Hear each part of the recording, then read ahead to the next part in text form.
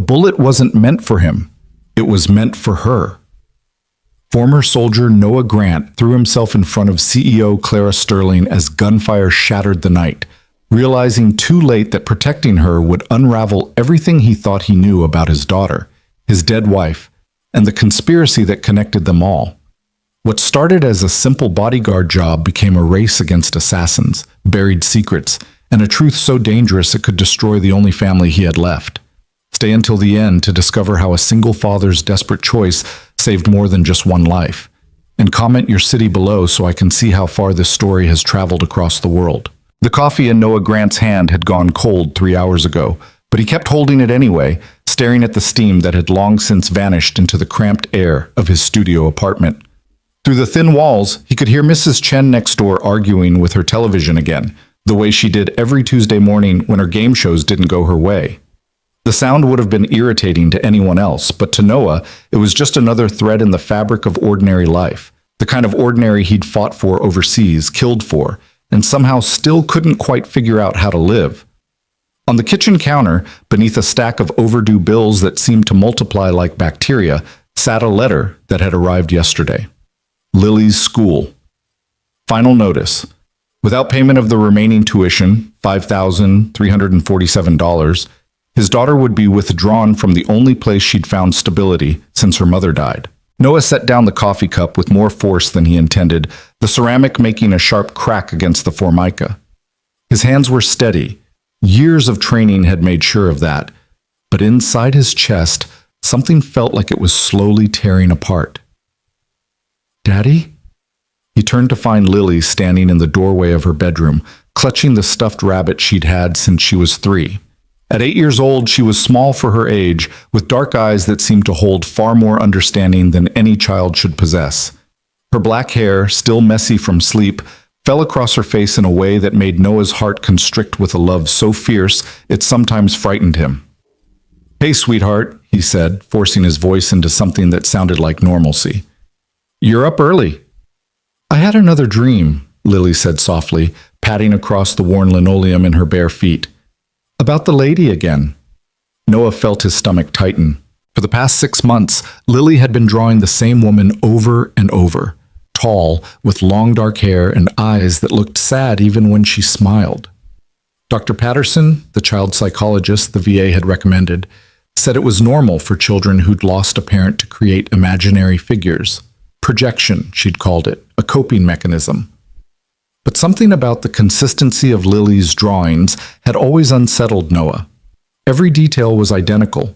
The exact shade of the woman's hair, the small scar above her left eyebrow, the way she stood with her shoulders slightly hunched as if carrying an invisible weight. "What happened in the dream?" Noah asked, kneeling down to his daughter's level. Lily's small fingers tightened around the rabbit's ears. "She was crying, and there were men chasing her. Bad men." Her voice dropped to a whisper. "Like the ones who hurt Mommy." The words hit Noah like a physical blow. Sarah had died 2 years ago in what the police had called a random mugging gone wrong. She'd been walking home from her shift at the hospital when someone attacked her in an alley 3 blocks from their old apartment. The case had gone cold within weeks, filed away with thousands of other unsolved crimes in a city that had too many murders to properly investigate them all. But Noah had never believed it was random. Sarah had been too careful, too aware of her surroundings from years of working night shifts in rough neighborhoods. And in the weeks before her death, she'd been different, distracted, anxious, constantly checking her phone and looking over her shoulder.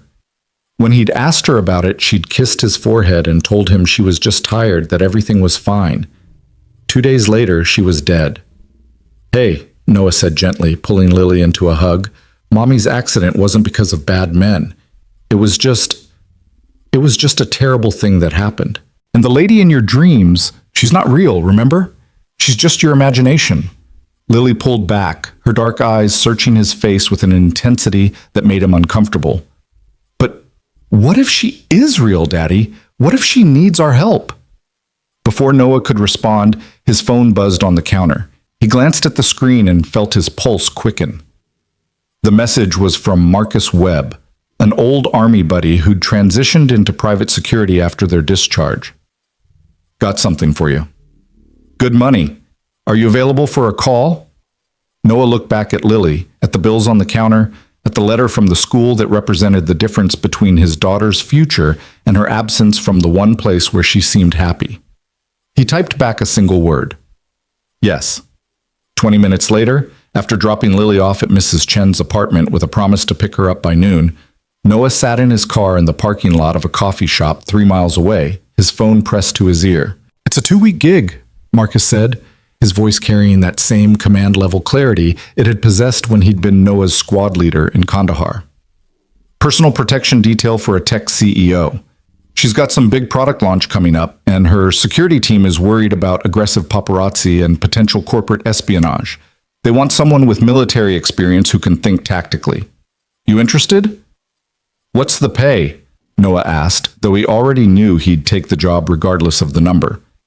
$5,000 for the 2 weeks. Cash, half up front, half on completion. Noah closed his eyes.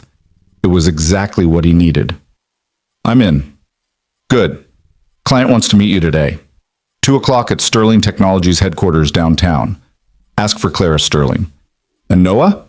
Marcus paused. This one's different. The client, she's not like the usual corporate types we deal with. She's got a situation that's more complicated than she's letting on. Watch yourself. But the call ended, leaving Noah sitting in his car with the sun streaming through the windshield and Marcus's words echoing in his mind. More complicated than she's letting on. In Noah's experience, that phrase was usually code for danger, the kind that wore expensive suits and hid behind legal teams and non-disclosure agreements. But he didn't have the luxury of being particular. $5,000 meant Lily could stay in school. It meant keeping the heat on through winter. It meant a few more months of holding their small, fragile life together. He started the engine and headed downtown. Sterling Technologies occupied the top 15 floors of a glass tower that seemed to pierce the gray autumn sky. Noah had passed the building 100 times, but never imagined he'd be inside it, riding an elevator with polished mirrors and soft jazz playing through hidden speakers. His reflection stared back at him. A man in his early 30s wearing the only suit he owned, a discount store purchase from 2 years ago that didn't quite fit right across the shoulders. His dark hair was cut military short, and the scar above his left eye, courtesy of an IED outside Kabul, gave him an appearance that was somewhere between dangerous and exhausted. The elevator doors opened onto the executive floor, where everything was chrome and white leather and the kind of silence that only money could buy. A young woman with a tablet and a smile that didn't reach her eyes approached him. "Mr. Grant, Ms. Sterling is expecting you. Please follow me." They walked down a hallway lined with photographs of technological innovations, satellites, medical devices, clean energy systems. Noah recognized some of them from news articles he'd read. Sterling Technologies had made headlines 3 years ago when Clara Sterling, at just 30 years old, had taken over the company after her adoptive father's death and transformed it from a mid-tier defense contractor into a leader in humanitarian technology. She'd canceled military contracts, pivoted to civilian applications, and somehow made the company more profitable in the process. The assistant stopped at a door marked C. Sterling, CEO, and knocked twice before opening it. "Miss Sterling, Mr. Grant is here." "Send him in." The voice was lower than Noah expected, with a slight rasp that suggested either recent illness or chronic exhaustion. He stepped into the office and felt the door close behind him. Clara Sterling stood with her back to him, looking out the floor-to-ceiling windows at the city sprawled below. She was tall, maybe 5'10", with long dark hair that fell in waves down her back. She wore a charcoal gray suit that was professional but not severe, and when she turned to face him, Noah's breath caught in his throat. It was the woman from Lily's drawings. Every detail was exact. The shape of her face, the small scar above her left eyebrow, the way her shoulders hunched slightly forward as if bearing an invisible weight. Even her expression, professional, but with a sadness in her dark eyes that seemed to run bone deep. "Mr. Grant," she said, extending her hand. "Thank you for coming on short notice." Noah shook her hand automatically, his mind racing. This was impossible. Lily had never met this woman. There was no way his daughter could have drawn someone she'd never seen with such perfect accuracy. Unless... "Ms. Sterling," he managed, his voice rougher than intended. It's good to meet you. She gestured to a chair opposite her desk. Please sit. Can I get you anything? Coffee? Water? I'm fine. Noah sat, trying to regain his professional composure. He needed this job. He couldn't afford to let his confusion show. Clara settled into her own chair and studied him with an intensity that made him feel like he was back in a military debriefing.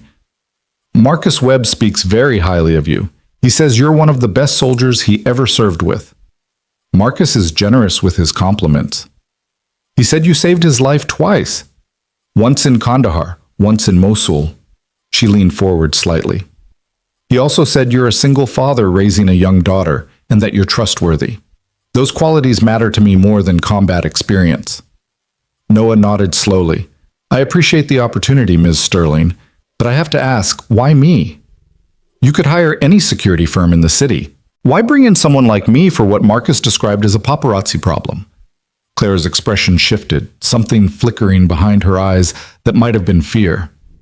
Because I don't think it's just paparazzi, she said quietly, and I need someone who knows how to handle situations that might turn dangerous. She stood and walked back to the window, her arms crossed over her chest. For a long moment, she didn't speak, and Noah found himself studying her reflection in the glass, the tension in her shoulders, the way her jaw was clenched as if holding back words she didn't know how to say. 3 weeks ago, she finally said, I started noticing people following me. At first, I thought I was being paranoid. But then my head of security checked the footage from our building's cameras and found the same individuals appearing at multiple locations, outside my apartment, near my gym, in restaurants where I was having business dinners. They're always at a distance, always with cameras, but something about them feels wrong. Wrong how? Noah asked. Clara turned to face him. They move like soldiers, not photographers. They watch escape routes instead of looking for good angles. And yesterday, one of them got close enough that my driver noticed something. She walked to her desk, opened a drawer, and pulled out a printed photograph. He was wearing this under his jacket. Noah took the photo and felt his blood run cold. It showed a man in his 40s with gray streaked hair wearing a leather jacket. Visible beneath the jacket, just barely caught by the camera's zoom, was the edge of a tactical holster. These aren't paparazzi, Noah said. They're surveillance, professional surveillance. That's what I thought. Clara sat back down, her hands folded on the desk. I hired a private investigator to look into it, but before he could give me his findings, he called and said he was dropping the case. He sounded terrified, Mr. Grant, said I should stop asking questions and hire better security instead. And you didn't go to the police? With what? Photos of people standing on public streets? No threats? No contact? No crime? The police would file a report and tell me to call if anything actually happened. She met his eyes. I need someone who can do more than file reports. Someone who can see trouble coming and act before it arrives. Noah studied the photograph again, his tactical mind automatically assessing threat levels. If these were professionals, they were either corporate spies trying to steal technology or something worse, much worse. Ms. Sterling, if these people are what I think they are, 2 weeks might not be enough time to— Then I'll extend the contract, she interrupted. I'll pay whatever it takes. I just need someone I can trust. Her voice cracked slightly on the last word, and for a moment the professional veneer slipped, revealing something raw underneath. I've spent the last 3 years building this company into something that actually helps people. I've made enemies in the defense industry, stepped on toes of powerful people who didn't like me canceling their weapons contracts. But I did it because it was right.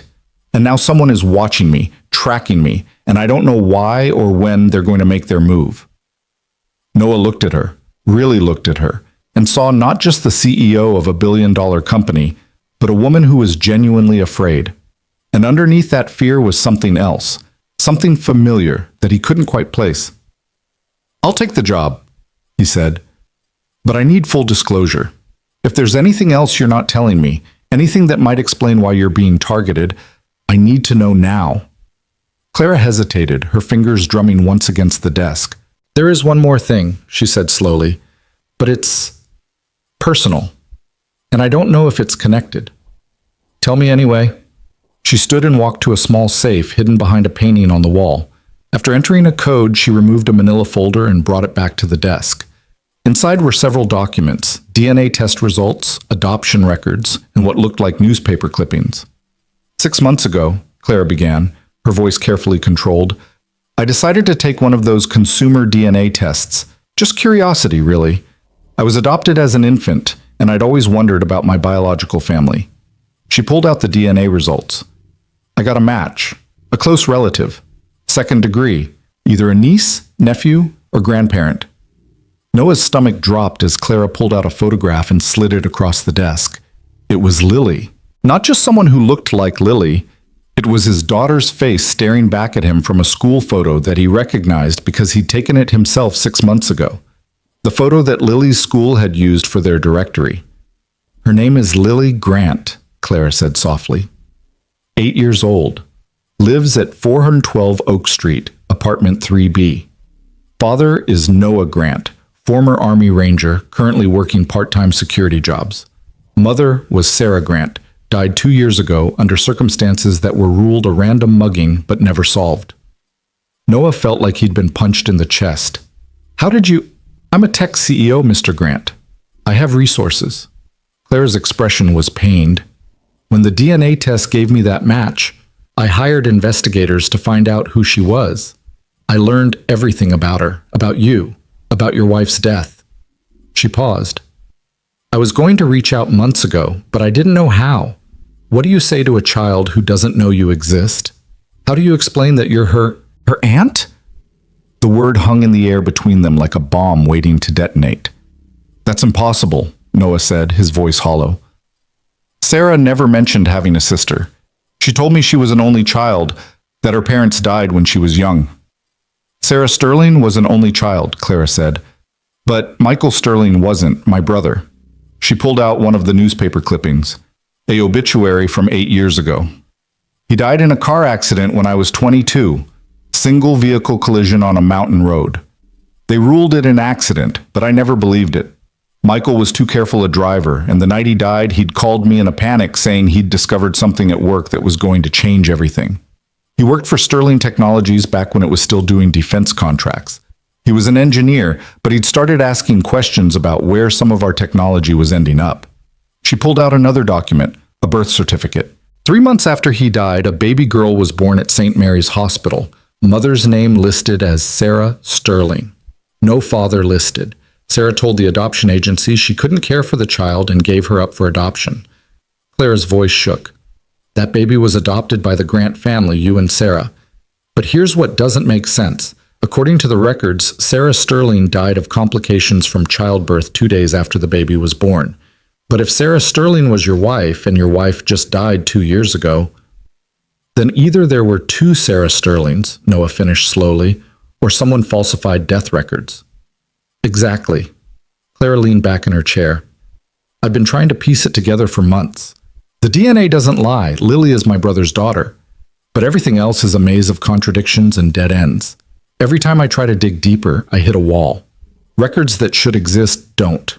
People who should remember things have suddenly convenient lapses in memory. And now people are following me with guns under their jackets. Noah's hands had gone numb. He looked down at the photograph of Lily, at the DNA results, at the impossible evidence that his daughter was not who he thought she was, that his wife had not been who he thought she was. Does Lily know any of this? Clara asked softly. She doesn't even know she's adopted, Noah said. Sarah and I, we agreed to tell her when she was older. She was only 6 when Sarah died, too young to understand. And since then, I've been trying to just keep her stable, keep her safe. His voice trailed off as something clicked in his mind. Lily's dreams. The woman she'd been drawing for 6 months, the same woman who was now sitting across from him, claiming to be her biological aunt. Mr. Grant? Clara's voice pulled him back. Are you all right? My daughter, Noah said slowly, has been dreaming about you, drawing you. For the past 6 months, almost exactly when you would have gotten that DNA test result, she started having these recurring dreams about a woman with long dark hair, a woman she's never met, and every detail she draws is perfect. It's you. Clara's face went pale. That's not possible. I know, But I've seen the drawings, dozens of them, all identical, all you. For a long moment, neither of them spoke. The office was so quiet Noah could hear his own heartbeat pounding in his ears. There's something else, Clara said finally, something I didn't tell the investigators. A week after I got the DNA results, I received an anonymous email. No return address, no signature. It just said, "Stop looking for the child. Some truths are too dangerous to know." Did you stop? Clara's jaw tightened. I don't respond well to threats. Noah almost smiled despite the surreal nightmare his life had just become.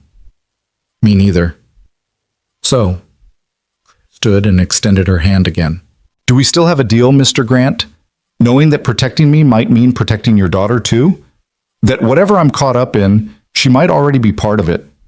Noah stood and shook her hand, his grip firm.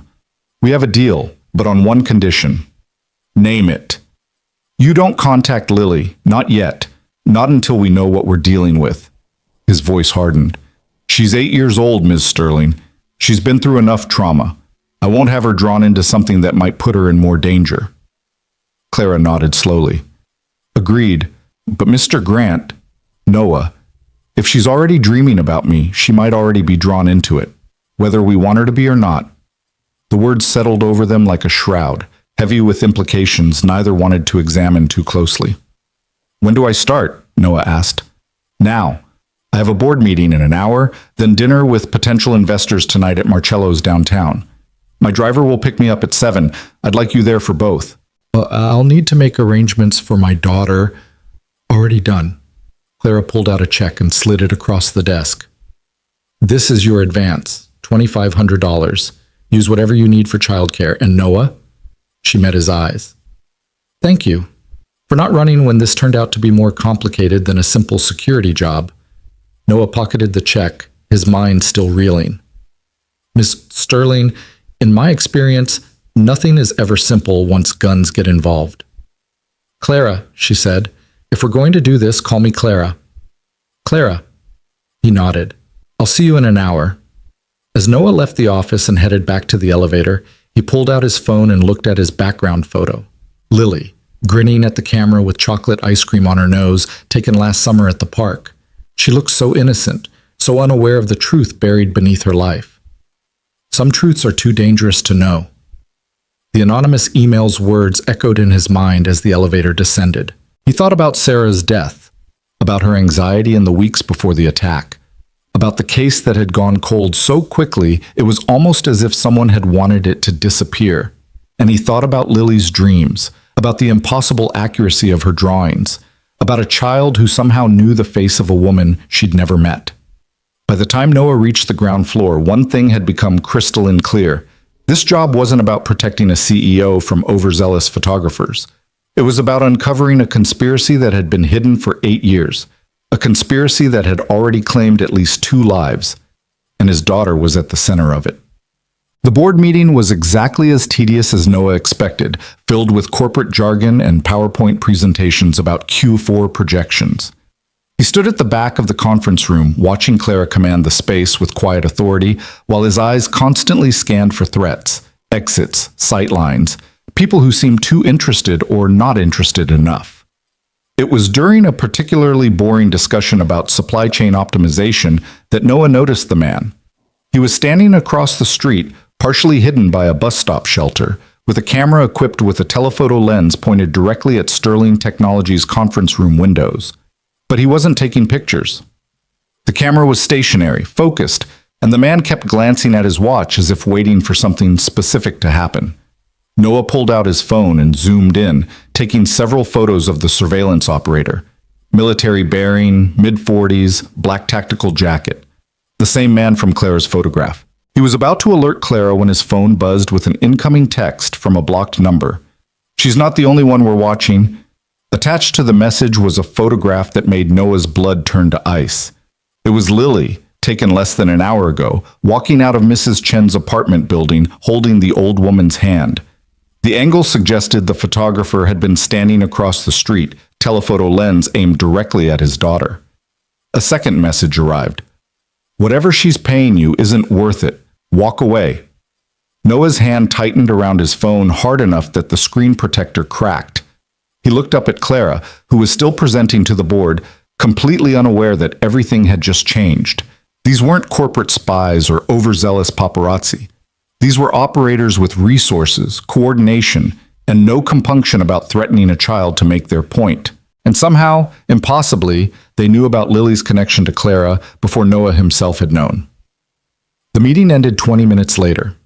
As the board members filed out, Noah caught Clara's eye and gave a slight nod toward the door. She understood immediately, excusing herself and meeting him in the hallway. "What is it?" she asked, reading his expression. Noah showed her the texts and the photo of Lily. Clara's face went white. "Oh my God! Noah, I'm so sorry. I never thought—" "They knew," Noah interrupted. "Before you hired me, before we talked, they already knew about Lily's connection to you. Which means this isn't about your product launch or corporate espionage. This is about her. About what she represents." "What she represents?" Looked confused. "She's a child. She's proof." Noah's mind was racing, pieces clicking together.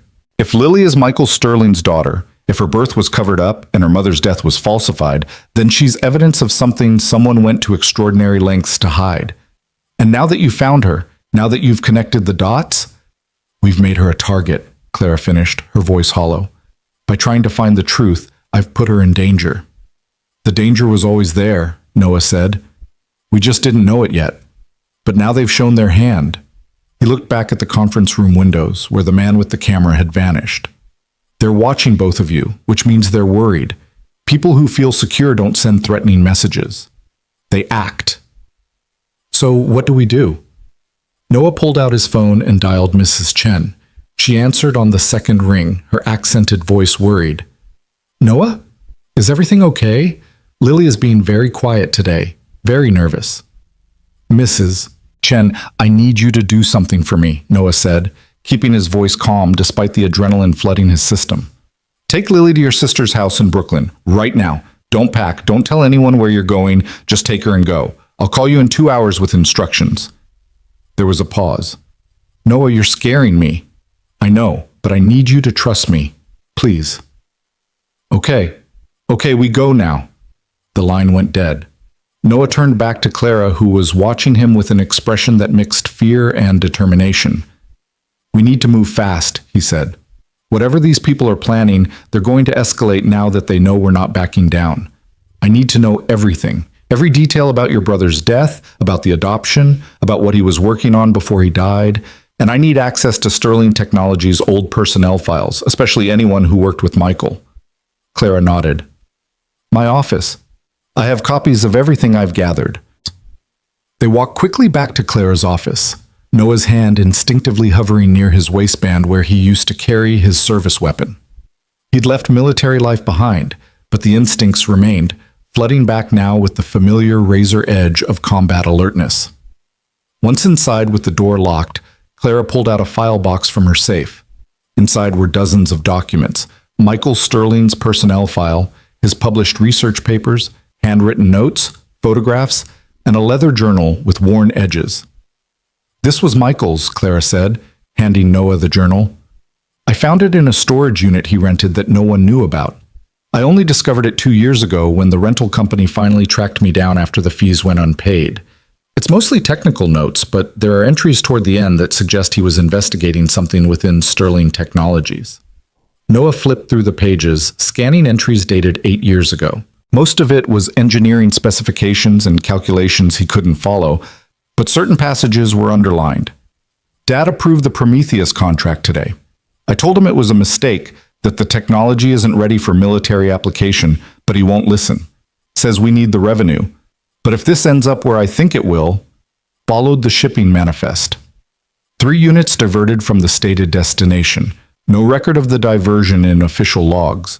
Dad says I'm being paranoid, but someone is covering their tracks. "Met with C today. She doesn't know what I'm investigating, but I can see it worries her. She's always been able to read me too well. If something happens, she needs to stay out of it. She's too good a person to get dragged into this darkness." And then, the final entry, dated 3 days before Michael Sterling's death. I know where the units went. I know who authorized the diversion and why. Tomorrow I'm taking the evidence to the FBI. If I'm right, this goes all the way to the top of the DOD. People are going to prison. But tonight, I need to see Sarah one more time. Need to tell her the truth about everything. She deserves to know before this explodes. The baby is due in 2 months. My daughter. God, I hope she never has to learn what her father discovered, what her father became part of, even unknowingly. Noah looked up at Clara. Sarah, he said slowly.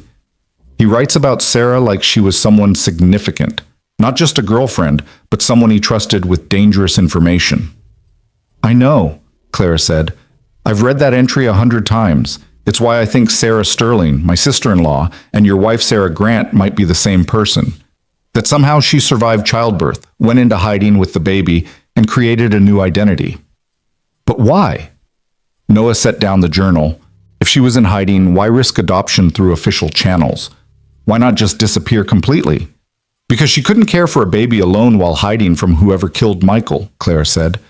So she did the only thing that would keep the child safe. She gave her to someone she trusted. Someone military, trained, capable of protection. You. The implications crashed over Noah like a wave. Sarah and I met 9 years ago. She was a nurse at Walter Reed. I was recovering from injuries sustained in Afghanistan. We dated for 6 months, got married quickly. He trailed off, memory reshaping itself under this new light. She never talked about her past, said it was too painful, that she'd lost everyone and wanted to focus on our future instead. I thought it was trauma, but what if it was strategy? What if she chose you specifically? Clara finished. A soldier with combat training, someone who would protect a child without question, someone who wouldn't dig too deep into a past she couldn't explain. Noah felt sick. So our entire relationship was... I don't think so, Clara interrupted gently. The adoption records show she gave up Lily at birth. But then 5 months later she came back for her. Went through a lengthy custody battle to reclaim the daughter she'd surrendered. That's not someone following a cold plan. That's a mother who couldn't bear to be separated from her child. She pulled out more documents, custody records, court transcripts. Noah read through them, seeing his wife's name over and over, seeing her fight to reclaim Lily with a desperation that seemed to leap off the page. The judge's final ruling, Clara said, pointing to a passage, granted custody to Sarah Grant, noting that she had recently married and could now provide a stable home. You were that stability, Noah. The reason she got Lily back. And then she died 2 years later, Noah said bitterly. Killed in an alley in a mugging that was never solved. Unless it wasn't a mugging, Clara's voice was quiet. Unless someone finally found her. And maybe she knew they were getting close. Maybe that's why she was so anxious in those final weeks. Noah thought about Sarah's last days, about the way she'd held Lily longer than usual when putting her to bed, about the letter she'd written and hidden in their lockbox. A letter he'd found after her death and read only once before putting it away, unable to handle the pain of her words. Wait, he said suddenly. Sarah left a letter for Lily. I put it in our deposit box at First National. Haven't looked at it since the funeral. She said it was for Lily to read when she was older, that it explained things about her mother's life. Clara's eyes widened. We need to get that letter. The bank closes at 6. We can make it if we leave now. What about the dinner with investors? Clara asked. Cancel it. This is more important. But before Clara could respond, the office lights went out, plunging them into darkness broken only by the glow of the city through the windows. Emergency power should have kicked in, Clara whispered. It's designed to engage within 3 seconds of a power failure. Noah was already moving, pulling Clara away from the windows and toward the interior wall. This isn't a power failure. We need to move, now. There's a private elevator, Clara said, her voice remarkably steady given the circumstances. Requires a key card. Leads directly to the parking garage. Show me. They moved through the darkened office, Noah's hand on Clara's elbow, guiding her while his eyes adjusted to the low light. Behind them, he heard the distant sound of the main elevator arriving at their floor, heard the soft ping of doors opening. Someone was coming. Clara swiped her keycard at a panel Noah hadn't noticed before, hidden behind a bookshelf. A section of the wall slid open, revealing a small elevator, clearly designed for executive emergencies. They stepped inside and Clara pressed the parking garage button. The doors started to close just as flashlight beams swept across the office they'd just left. "There!" a voice shouted. "The executive elevator!" The doors sealed shut, and the elevator began its descent, but Noah knew they didn't have much time. Whoever was up there would be racing for the parking garage right now, trying to cut them off. "Do you have a car here?" Noah asked. "Yes, but it's company registered. They'll know which vehicle to look for." "Then we take mine.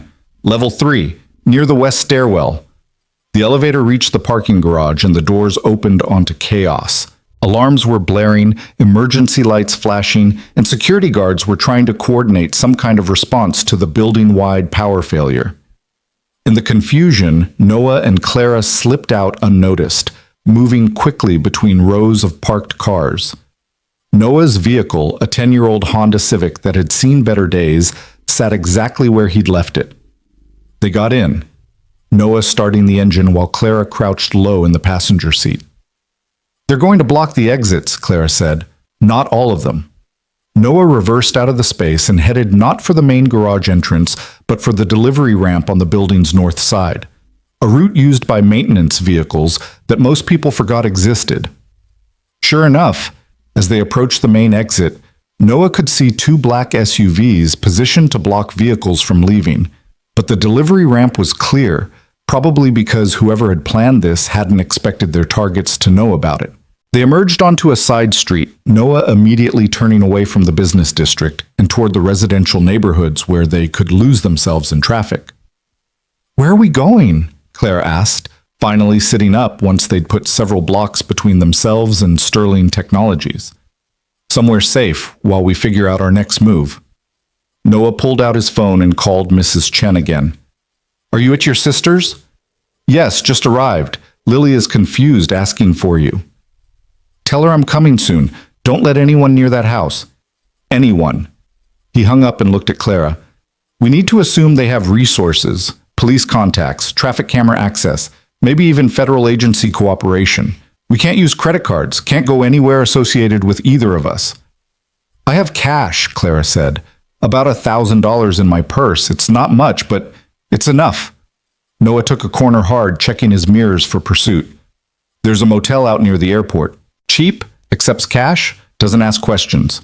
We hole up there tonight, get to the bank tomorrow morning when it opens, get that letter. Then we figure out what Sarah knew that got her killed." Clara was silent for a moment, staring out the window at the city lights flashing past. "Noah," she finally said, "I'm sorry. This is my fault. I should never have dug into the past. Should never have tried to find Lily." "No," Noah's voice was firm. "Whoever these people are, they've been there all along, watching, waiting. You didn't create this situation, Clara. You just shined a light on it. And now we have a choice. We can hide and hope they leave us alone, or we can fight back and find out what truth is worth killing to protect." "I vote for fighting back." Noah almost smiled. "Yeah, me too." They drove in silence for another 10 minutes, Noah taking a deliberately circuitous route to ensure they weren't being followed. By the time they pulled into the parking lot of the Skyview Motel, a rundown establishment that rented rooms by the hour and didn't have working security cameras, it was nearly 8 o'clock. Noah rented a room with cash, registering under a false name, while Clara waited in the car. The room was exactly what he expected. Stained carpet, a bed that sagged in the middle, and a bathroom that probably violated several health codes. But it had locks on the door and curtains on the windows, which was all they needed. "Luxury accommodations," Clara said dryly as she surveyed the space. "Five-star hotels have guest registries and surveillance," Noah replied, wedging a chair under the door handle as an additional security measure. "This place has amnesia." Clara sat on the edge of the bed and finally allowed herself to show the strain of the evening. "They really tried to grab us," she said quietly. "In my own building. They must be desperate. Or confident." Noah checked the window sight lines before closing the curtains. "They came at us in a building full of witnesses, cut the power, knew about the executive elevator. That's not desperation. That's someone with detailed intelligence and resources." "Which means someone inside Sterling Technologies is helping them," Clara realized.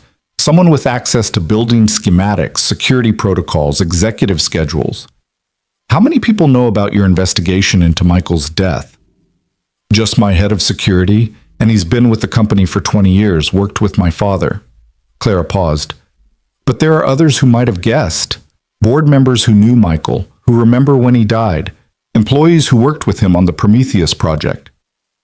Prometheus, Noah repeated. That's what Michael mentioned in his journal. What is it? Clara stood and began pacing, the nervous energy needing somewhere to go. It was a defense contract from 8 years ago, military application of a targeting system Michael developed. It was supposed to make missile guidance more precise, reduce collateral damage. But according to Michael's notes, someone was diverting units, selling them to unauthorized buyers. Which buyers? He never specified, but if I had to guess, probably whoever was willing to pay the most. The technology was cutting edge at the time. Still is, really.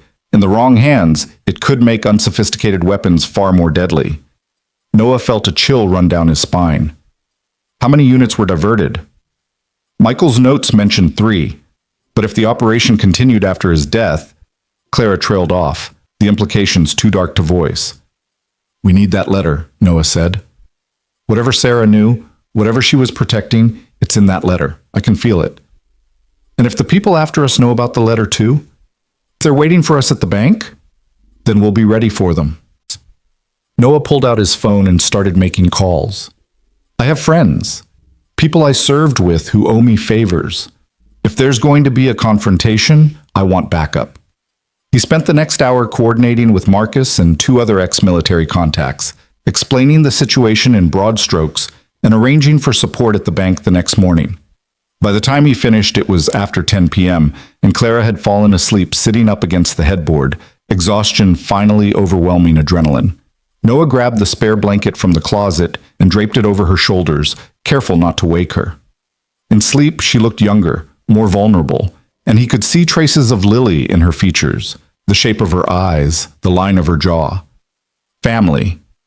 The word felt strange applied to someone he'd known less than a day, but the connection was undeniable. His phone buzzed with a text from Mrs. Chen. Lily is finally sleeping. She drew another picture tonight. The woman again, but this time she's standing with you. Both of you watching over Lily. She says this is what safe feels like. Noah stared at the message, at the impossible prescience of his daughter's visions. How could she know? How could she see Clara with such clarity, place her in their lives with such certainty? Unless it wasn't vision. Unless it was memory. The thought struck him like lightning. What if Lily remembered Clara? Not from this life, but from before. From those early months when she was an infant, when Clara might have visited, held her, been present before everything fell apart. Infant memory was supposed to be impossible, erased by the brain's development. But Noah had seen too many impossible things in the past 24 hours to dismiss anything out of hand. He texted back, "Tell her we're safe. Tell her the woman in her dreams is real, and she's a good person. And Mrs. Chen, thank you for everything." The response came quickly. "You are a good father, Noah. Whatever storm is coming, you will protect your daughter. I know this." Noah pocketed his phone and settled into the room's single chair, positioning himself so he could see both the door and the window. Sleep would be impossible tonight, but that was fine.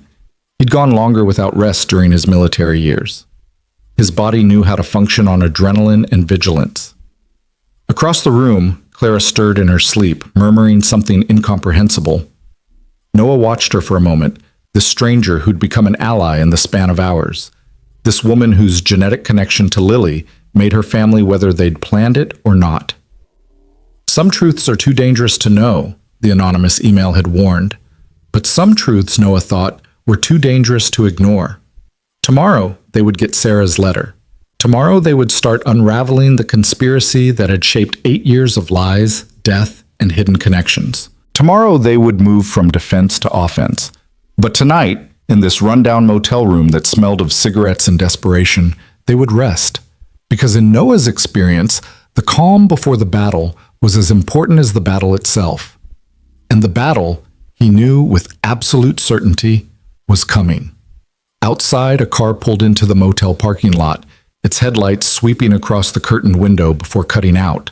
Noah's hand went instinctively to his waistband, fingers closing around the small tactical knife he'd carried since Afghanistan. Not much against guns, but better than nothing.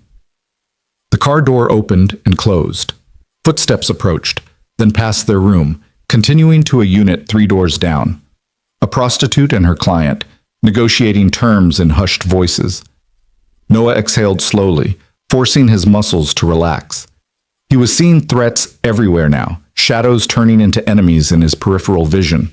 It was the combat mindset reasserting itself, the hypervigilance that had kept him alive in Kabul but made normal life feel like sleepwalking. Except this wasn't combat paranoia, this was real. The threats were actual.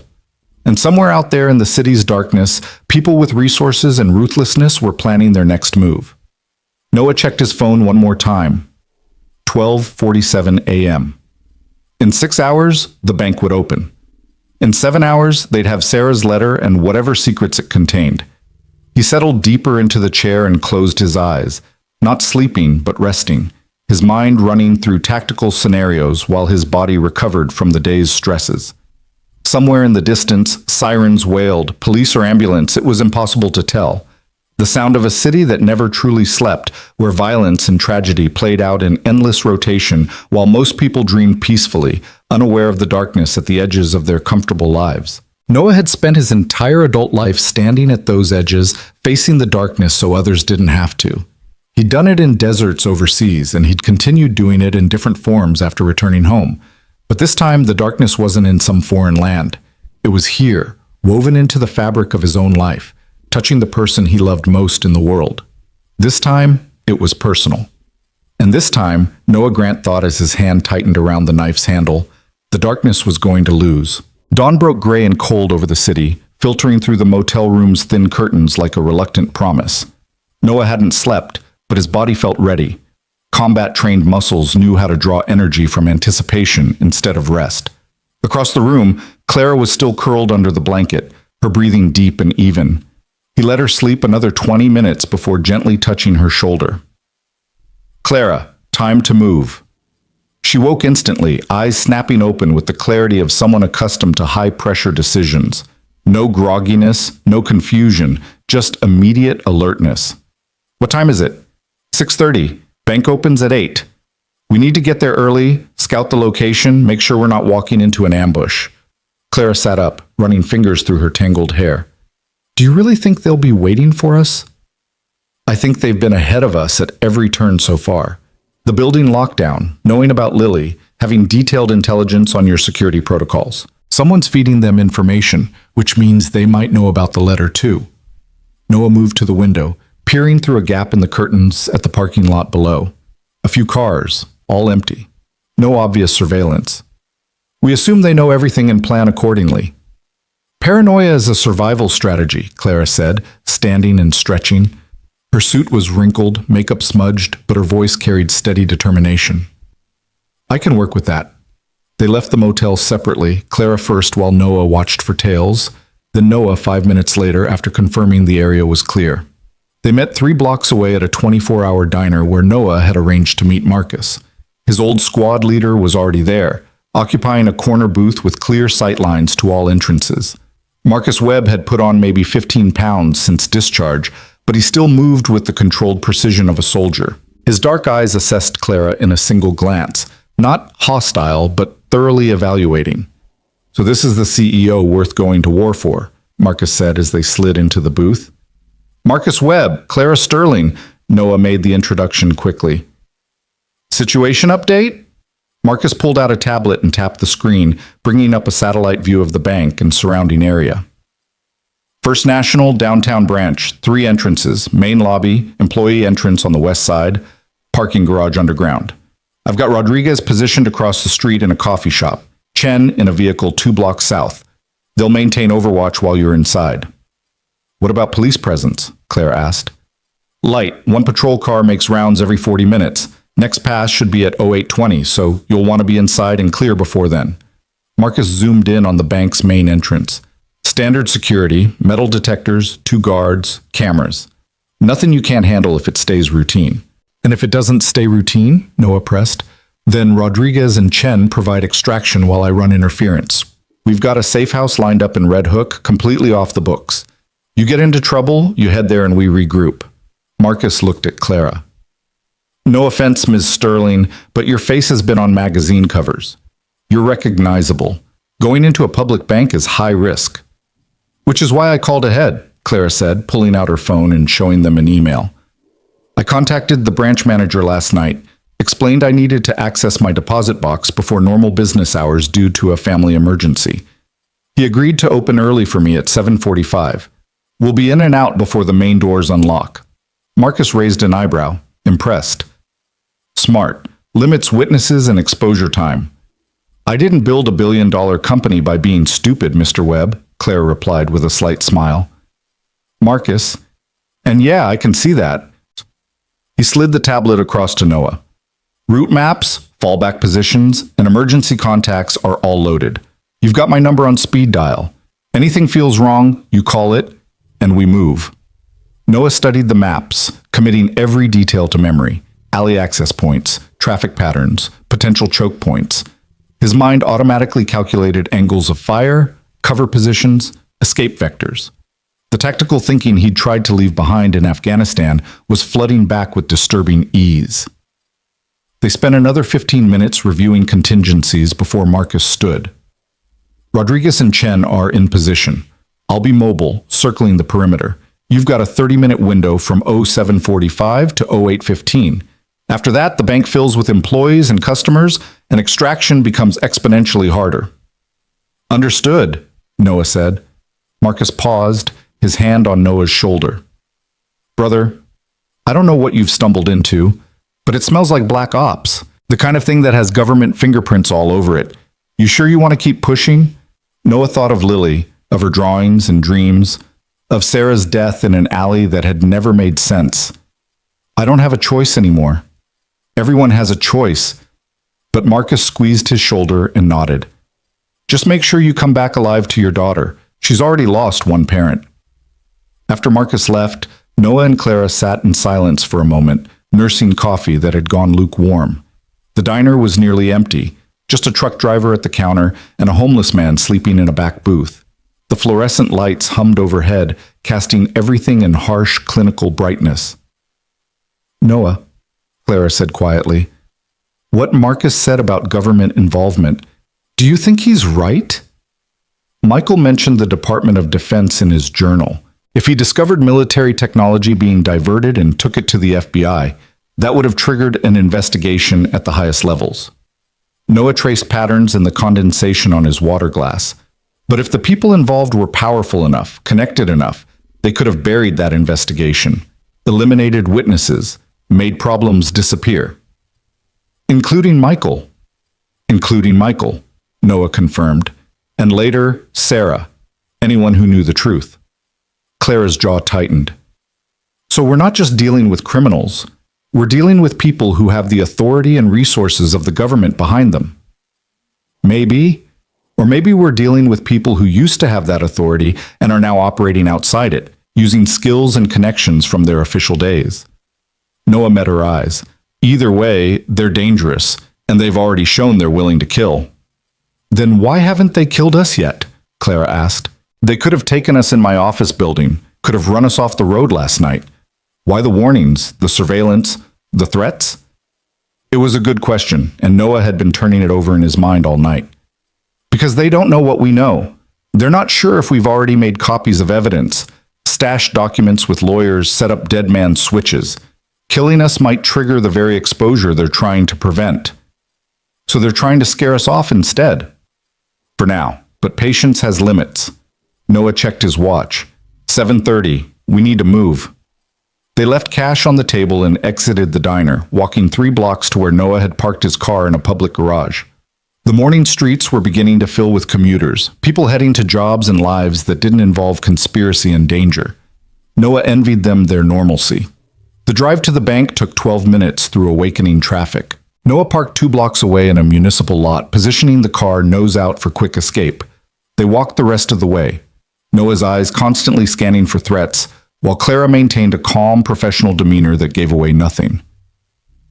First National Bank occupied the ground floor of a 15-story office building in the financial district. Through the glass doors, Noah could see lights on inside, but the main lobby was still dark. A side entrance bore a small sign. Branch manager, By appointment only. Clara knocked twice. A moment later, a man in his 50s opened the door, thinning hair, wire-rimmed glasses, the slightly harried expression of someone who'd agreed to come in early and was regretting it. "Ms. Sterling," he said, extending his hand. "Richard Pemberton, branch manager. Please, come in." They stepped into a small administrative corridor, Pemberton locking the door behind them. "I apologize for the early hour inconvenience, but I appreciate your flexibility with the family emergency.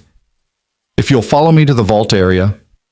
They walked through the darkened bank, past teller stations and loan officer desks, toward the heavy security door that led to the deposit box vault. Pemberton swiped his access card and entered a code, and the door clicked open with a pneumatic hiss. "Do you have your key and identification?" Pemberton asked Clara. For a moment, Noah's heart stopped. They hadn't discussed this. Clara wouldn't have a key to Sarah's deposit box. But Clara reached into her purse and pulled out both her driver's license and a small key. "Box 337, she said smoothly.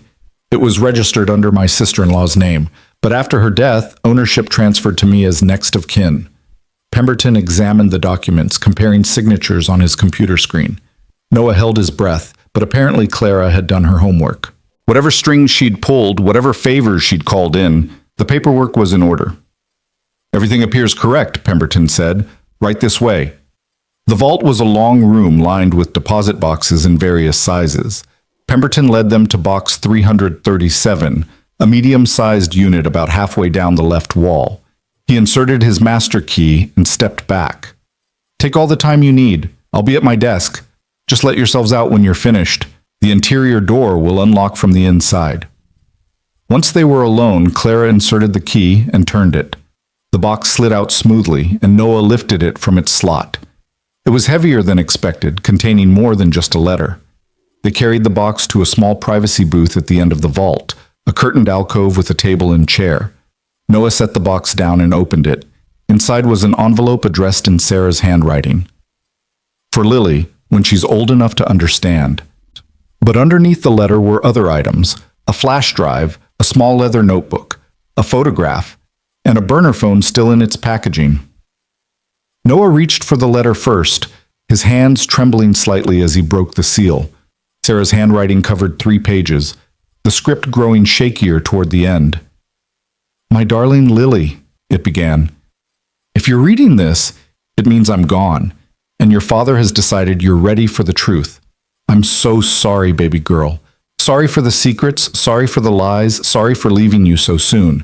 But most of all, I'm sorry that you were born into a story that was never fair to you. Your biological father was named Michael Sterling. He was brilliant, kind, and brave. Everything I wasn't. We met when I was working undercover for the FBI, investigating defense contractor fraud. I was Agent Sarah Morrison then, not Sarah Grant. Michael was my target's younger brother, an engineer who had no idea his company was selling technology to enemies of the United States. I was supposed to get close to him, gather evidence, and disappear. But I fell in love with him instead. And when Michael discovered what his own father and company executives were doing, he came to me. Together, we gathered proof: shipping manifests, payment records, communications with foreign buyers. We were going to expose everything. But they found out. Someone tipped them off. I still don't know who. And they came after Michael. They made his death look like an accident, but I knew. I was 8 months pregnant, terrified, and completely alone. The FBI handler I'd been working with had gone dark. No one was answering my calls. I realized the conspiracy went deeper than I'd thought, that people within the Bureau itself were compromised. So I ran. I gave birth to you in a hospital using fake credentials, then put you up for adoption to protect you. But the moment I held you, I knew I couldn't let you go. I fought to get you back, and when I met Noah Grant, a good man, a soldier, someone strong enough to protect us both, I thought maybe we could have a normal life. I was wrong. They never stopped looking, and now they've found me. By the time you read this, I'll probably be dead. But you need to know the truth, Lily. You need to know that your father died trying to do the right thing, and I spent 8 years running to keep you safe. The flash drive contains copies of everything Michael and I gathered. The notebook has contacts, journalists, federal prosecutors, military investigators who weren't compromised. If anything happens to me, these people can help. And Lily, there's something else you need to know. You have an aunt, Michael's sister, Clara Sterling. I've been watching her from a distance for years. She's good, like her brother was. If you ever need help, if Noah can't protect you alone, go to her. She doesn't know you exist, doesn't know about any of this, but I believe she'll help you when the time comes. I love you, baby girl, more than I ever knew it was possible to love another person. Whatever happens, whatever you learn about me, please know that every choice I made was to keep you safe. Your mother, Sarah Morrison Grant. Noah's vision blurred as he finished reading. He handed the letter to Clara, whose own eyes were wet with tears by the time she reached the end. She knew, Clara whispered. Sarah knew about me, was watching me. And she trusted you, Noah said. Even though you'd never met, she believed you'd protect Lily if it came to that. Clara wiped her eyes and looked at the other items in the box. We need to see what's on that flash drive. Noah pulled out his phone and inserted the drive into an adapter. The drive contained dozens of files, scanned documents, photographs of shipping containers, audio recordings. He opened one of the documents at random and felt his blood run cold. It was a shipping manifest dated 8 years ago, showing 3 Prometheus targeting systems being diverted from a military base in Germany to a private warehouse in Istanbul. The authorization signatures at the bottom included names Noah recognized: a lieutenant general who'd been forced into early retirement 4 years ago, a defense contractor CEO who'd committed suicide 2 years after that, and someone whose name made Noah's hands go numb: Admiral Richard Garrett, currently serving as Deputy Director of the Defense Intelligence Agency. Jesus Christ, Noah breathed. This goes to the top of military intelligence. Clara was looking at another document, her face pale. These aren't just sales records, they're deployment logs. The diverted systems were used in strikes in Syria, Yemen, Somalia, strikes that killed civilians, hundreds of them. They looked at each other, the weight of what they'd discovered crushing down on them. This wasn't just about fraud or illegal arms sales. This was about war crimes, about American military technology being used to commit atrocities, with the profits and blame laundered through proxy groups while senior officials maintained deniability. Michael died for this, Clara said, and Sarah. They died because they were going to expose this. And now we have the evidence, Noah said, which makes us... The lights in the vault went out. Noah's military training kicked in instantly. He grabbed Clara's arm and pulled her down behind the privacy booth's small table just as the vault door exploded inward with a deafening crash. Through the ringing in his ears, Noah heard boots on tile, multiple operators moving with tactical precision. "Contact front," someone shouted. "Vault area, 2 targets." Flashlight beams cut through the darkness, sweeping methodically down the rows of deposit boxes. Noah counted at least 4 operators, probably more in the corridor beyond. This wasn't a snatch and grab. This was a kill team. He pulled out his phone and speed-dialed Marcus, keeping his voice to a barely audible whisper. "Compromised. Multiple hostiles. Need extraction now." "Copy." Marcus's voice came back instantly. "Rodriguez is 2 minutes out. Hold position." 2 minutes. Noah looked around the privacy booth, calculating odds and options. They had no weapons, no armor, no chance in a direct confrontation, but they had darkness, surprise, and the vault's layout. "Stay low," he whispered to Clara. "When I move, you run for the emergency exit at the back of the vault. Red door, far corner." "What are you—" "Just do it." Noah grabbed one of the larger deposit boxes from a nearby shelf and hurled it hard toward the opposite side of the vault.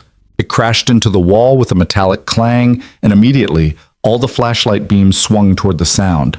"There! Southwest corner!"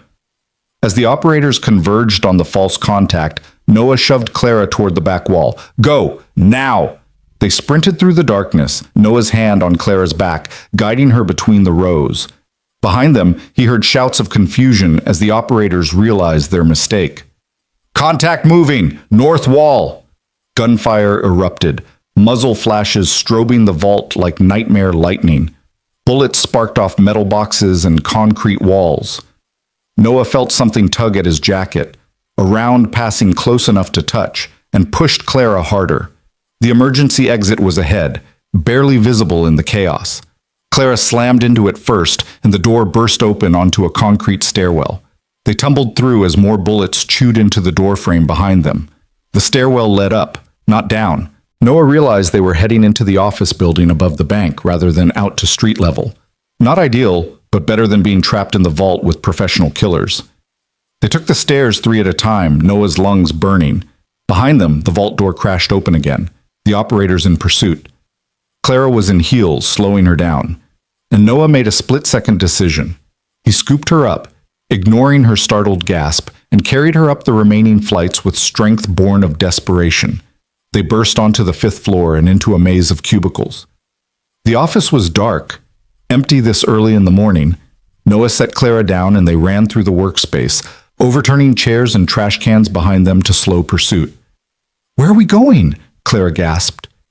"Roof. Rodriguez can extract from there."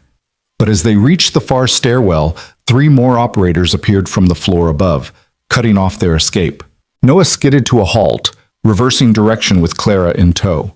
They were boxed in, killers below, killers above, and no way out. "This way," Clara said suddenly, pulling him toward a large conference room. She slammed the door behind them and locked it, a futile gesture that would buy them maybe 30 seconds. The conference room had floor-to-ceiling windows overlooking the city. Noah looked down at the street 5 stories below and saw Marcus's vehicle screeching to a stop at the curb. His old squad leader emerged with Rodriguez, both men carrying equipment bags. Noah grabbed a chair and hurled it at the window. The safety glass spiderwebbed but didn't break. He hit it again, then a 3rd time, and finally, the window shattered outward in a cascade of glittering fragments. "Tell me you have a rope in that deposit box," Clara said with gallows humor. "Better." Noah pointed down at Marcus, who was pulling something from his equipment bag. "Fire department air cushion. We jump. It breaks the fall." "You're insane." "You have a better idea?" The conference room door shuddered as someone hit it from outside. Once, twice. The lock wouldn't hold much longer. Clara looked at the broken window, at the street below, at Noah's face. "If I die, I'm haunting you forever." "Deal." They climbed onto the window ledge just as the door burst open. Noah glimpsed black tactical gear, raised weapons, faces hidden behind masks. He grabbed Clara's hand. "On 3. 1, 2. They jumped. The fall felt endless, wind screaming past, ground rushing up with terrible finality. Noah heard Clara scream, heard his own voice joining hers, and then they hit the air cushion with an impact that drove every bit of breath from his lungs. For a moment, the world went black. Then Marcus was there, pulling them off the cushion and shoving them toward the vehicle. "Move! Move! Move!" Gunfire erupted from the building above. Marcus and Rodriguez returned fire, giving Noah and Clara precious seconds to scramble into the back of the vehicle. Rodriguez jumped into the driver's seat while Marcus provided covering fire, then dove into the passenger side. The vehicle screamed away from the curb, tires smoking. Through the rear window, Noah saw operators emerging from the building, raising weapons. But Rodriguez was already turning corners, putting buildings between them and the shooters. "Everyone intact?" Marcus shouted from the front. "Define intact," Clara managed, her voice shaky but functional. Noah did a quick self-assessment. Bruised ribs, possibly cracked, left shoulder screaming with pain, but nothing bleeding, nothing broken. "We're alive." "Status on the package." Noah pulled the flash drive from his pocket, relief flooding through him. He'd managed to grab it before they ran. "Secure, but they know we have it now." "Then we need to go dark, deep dark." Marcus was already on his phone, making calls. "I'm activating the Red Hook safe house. You two stay there. Don't contact anyone. Don't use credit cards or phones. We'll bring supplies." "What about Lily?" Noah's heart clenched. If they know we have the evidence, they'll go after her next. "Already on it," Rodriguez called from the driver's seat. "Chen's en route to Brooklyn now. He'll extract your daughter and Mrs. Chen, bring them to a separate safe house. They'll be protected." "By who?" Noah demanded. "By 6 former Marines who owe me their lives," Rodriguez said grimly. "Your girl will be safer than the president." They drove for 40 minutes through a deliberately confusing route, doubling back, switching vehicles twice, ensuring no one could track them. By the time they pulled into an industrial area near the Brooklyn waterfront, Noah was fairly confident they'd lost any pursuit. The safe house was a converted warehouse that looked abandoned from outside, but was surprisingly well appointed inside. Secure communications, multiple exits, enough supplies to last weeks if necessary. Marcus pulled Noah aside while Rodriguez helped Clara to a chair. "Brother, you need to know what you're up against. I made some calls while you were in that bank. The operators who hit you weren't local contractors. They were Ghost Unit." The name meant nothing to Noah for a moment. Then memory clicked. Ghost Unit, a classified special operations team that officially didn't exist, used for missions the government couldn't acknowledge. Domestic black ops, political assassinations, operations that required absolute deniability. They're using Ghost Unit on civilians? Noah felt sick.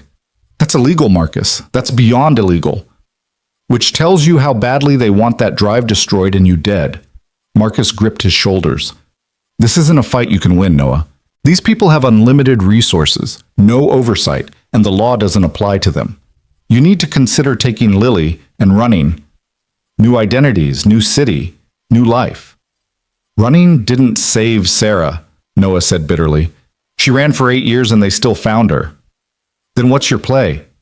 Noah looked at Clara, who was examining the flash drive with the intensity of someone solving a critical equation. We expose them. We release everything on that drive, every document, every recording, every piece of evidence. We make it so public, so widespread that killing us won't matter anymore. You'll need a journalist, someone with reach and credibility who can't be silenced or bought. Marcus thought for a moment. I might know someone. Catherine Wheeler, investigative reporter for the Washington Herald. She's broken classified stories before, has protection from the First Amendment. If anyone can run with this story, it's her. Set up a meeting, Noah said. Secure location, heavy security.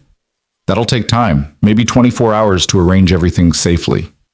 We don't have 24 hours. Then you make time. Marcus's voice was hard. You rushing into this gets you killed and achieves nothing. We do this right, or we don't do it at all. Noah knew he was right, but hated it anyway. 24 hours felt like an eternity when professional killers were hunting them. But patience was part of tactics, and tactical thinking had kept him alive in war zones. It would have to keep him alive now. Clara approached them, holding her phone with a strange expression. We have a problem. I just received an email from someone claiming to know the full truth about Lily's origin, more than what Sarah's letter revealed. It's a trap, Marcus said immediately. Probably, Clara agreed, but look at what they sent as proof.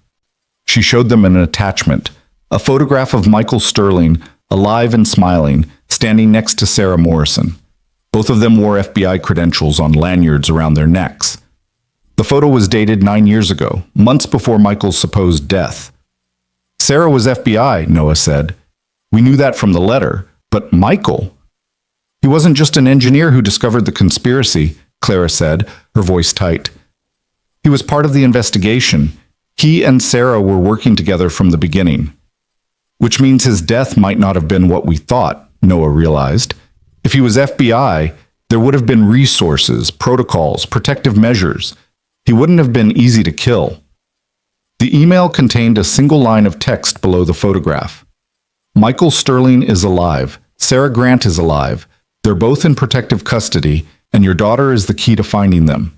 Meet me tomorrow, noon, location to follow. Come alone, or they die for real this time. The words seemed to rearrange reality itself. Noah read them 3 times, 4 times, unable to process the impossible claim they were making. Sarah's alive? His voice came out strangled. That's not possible. I identified her body. I buried her. Did you see her face? Clara asked gently. Noah tried to remember through the haze of grief and shock that had surrounded Sarah's death. The police had warned him the body was badly damaged from the attack. They'd suggested a closed casket, advised him that viewing would only traumatize him further. In his grief-stricken state, he'd agreed, taking their word that the body was his wife. No, he admitted. They said it was too traumatic, that I should remember her as she was. Then it's possible, Clara said. If she was in FBI protective custody, they could have faked her death, used a Jane Doe body from the morgue, manipulated records, created a complete false narrative. But why? Noah's mind reeled. Why let me think she was dead? Why let Lily grow up believing her mother was gone? Because you couldn't lie to a child convincingly, Marcus said bluntly. Kids see through deception. If Lily believed Sarah was dead, so would anyone watching you. Perfect cover. This is insane. Noah paced the warehouse floor, trying to contain the rage building in his chest. She let me bury an empty casket. Let me tell our 6-year-old daughter that her mother was never coming home. 2 years of grief. 2 years of Lily crying herself to sleep. 2 years of... He couldn't finish the sentence. Clara put a hand on his arm. If she's alive, if this is real, then she did it to protect Lily, to protect you. If Ghost Unit was hunting her and Michael, faking their deaths was the only way to make the hunters stop. Then why come forward now? Noah demanded. Why reach out after 2 years? Because we found the evidence, Clara said. Because we opened that deposit box and took the flash drive. We activated the tripwire Sarah left behind. Now they know we're in danger, and they're trying to protect us the only way they can. Marcus cleared his throat. Or it's a trap designed to draw you out into the open, where Ghost Unit can finish what they started at the bank. You walk into that meeting tomorrow, you might not walk out. Noah looked at the email again, at the photograph of Sarah's smiling face.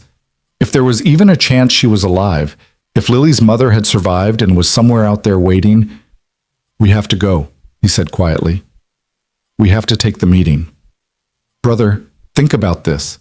I am thinking. Noah's voice was steel. If Sarah's alive and we don't show, Ghost Unit might kill her for real this time. If it's a trap and we spring it, at least we'll know what we're facing. Either way, staying here and hiding doesn't move us forward. Clara nodded slowly. He's right. We can't win this by being defensive. We need to force their hand, make them react to us instead of us reacting to them.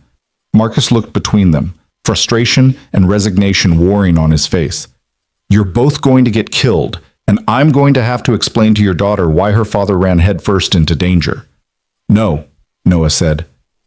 You're going to help us survive it, because that's what we do. We run toward the danger and we come out the other side. For a long moment, Marcus didn't respond. Then he sighed heavily and pulled out his phone. Fine, but we do this with every advantage we can manufacture. Rodriguez, start pulling together tactical gear. Chen, expedite the extraction of Noah's daughter and establish the secondary safe house. I'll coordinate with Wheeler about the story in case we don't make it back. She'll need instructions on how to release the evidence if we're compromised. Thank you, Noah said. Don't thank me yet. Thank me when we're all still breathing tomorrow afternoon. They spent the rest of the day preparing. Marcus acquired weapons, pistols for Noah and Clara, tactical vests, communications equipment. Rodriguez mapped potential meeting locations based on tactical advantages. Chen reported successful extraction of Lily and Mrs. Chen, both secure and unaware of the larger situation. Through it all, Noah kept looking at that photograph of Sarah. Her smile seemed to reach across the years, across death itself, promising that impossible things could be real, that hope could survive even the darkest circumstances. As evening fell and the warehouse filled with shadows, Clara sat beside Noah on an old couch that smelled of mildew and abandonment. Are you okay? She asked. No, Noah said honestly. I thought I'd lost her. Thought Lily had lost her. For 2 years, I've been trying to hold our broken family together, trying to be enough for a daughter who needed her mother. And now I find out Sarah might have been alive this whole time, watching from a distance, unable to come home. She was protecting you, Claire said softly. Both of you. That's what parents do. You sound like you know from experience, Clara smiled sadly. My adoptive father, the one who raised me, he wasn't a good man in a lot of ways. Built his company on morally questionable contracts, cared more about profits than people. But when I was 16 and developed a rare heart condition, he spent every penny he had on treatments, remortgaged everything, called in every favor. And when the best doctors in the country said there was nothing more they could do, he found an experimental program in Germany and moved us there for 2 years. Did it work? Noah asked. I'm here, aren't I? She She touched her chest lightly. I have a mechanical valve now. Has to be monitored, but it keeps me alive. And my father died 6 months after we returned to the States. The stress of those years, the financial strain, the constant worry, it broke something in him. Her voice caught. He protected me even though it killed him. That's what love does. It makes impossible choices seem like the only choices. Noah reached over and took her hand. I'm glad you survived. Glad you're here. Me too. Clara squeezed his fingers. And Noah? Whatever happens tomorrow, whatever we find out about Sarah and Michael, you need to know that Lily is lucky to have you. You're a good father, the kind who runs into danger to protect his child, who makes impossible choices to keep her safe. I'm terrified, Noah admitted. Terrified of walking into that meeting. Terrified of finding out Sarah's alive and being angry at her. Terrified of finding out it's all a trap and I've endangered everyone I care about for nothing. Fear means you're smart enough to understand the stakes, Clara said. It's the people who aren't afraid who get killed. They sat in companionable silence for a while, hands linked, drawing strength from shared understanding. Outside the warehouse windows, Brooklyn's industrial landscape settled into night, and somewhere in the darkness, people were planning to kill them. But Noah had faced death before, had walked into ambushes and emerged alive through skill and determination. Tomorrow would be no different. Tomorrow, he would face whatever truth was waiting, ghost or trap, salvation or destruction, and he would survive. For Lily. For the life they'd built from tragedy and secrets. For the family that was somehow expanding even as it threatened to fall apart completely. His phone buzzed with a new message. The location for tomorrow's meeting, Riverside Industrial Park, Warehouse 7, noon sharp. Noah showed the message to Marcus, who immediately began analyzing the location on his laptop. Old manufacturing district, multiple ingress and egress routes, good sightlines from elevated positions. He looked up. Could be worse. Could be better. We'll make it work. What's the plan? Clara asked. Rodriguez and I will establish overwatch positions before you arrive. Chen will be mobile, ready for emergency extraction. You two walk in visible and clean, no hidden weapons they'll detect, no aggressive posturing. Let them think they have the advantage. Marcus pulled up building schematics. But we'll have you covered every step. Any threat emerges, we light it up. And if Sarah really is there, Noah pressed, if this isn't a trap, then we get her and Michael to safety, and we have 2 more witnesses who can help expose this conspiracy. Marcus closed his laptop. Get some sleep, both of you. Tomorrow's going to be hard. But sleep didn't come easy. Noah lay on a cot in the warehouse's back room, staring at the ceiling and thinking about Lily's drawings, the woman with long dark hair who appeared in his daughter's dreams. Clara, the Aunt Lily had somehow known existed before Noah himself learned the truth. What if the drawings weren't just about Clara? What if Lily had been seeing Sarah too, somewhere in her subconscious mind, sensing her mother's presence across whatever distance separated them? Children were supposed to be resilient, but Noah wondered if resilience was just another word for carrying invisible scars. Lily had lost her mother, or thought she had, at 6 years old. Had spent 2 years living with absence and grief. If Sarah was alive, if she walked back into their lives tomorrow, would Lily forgive her? Could an 8-year-old child understand the impossible choices adults made in the name of protection? Noah didn't know, but he was about to find out. Across the warehouse, he heard Clara moving restlessly on her own cot.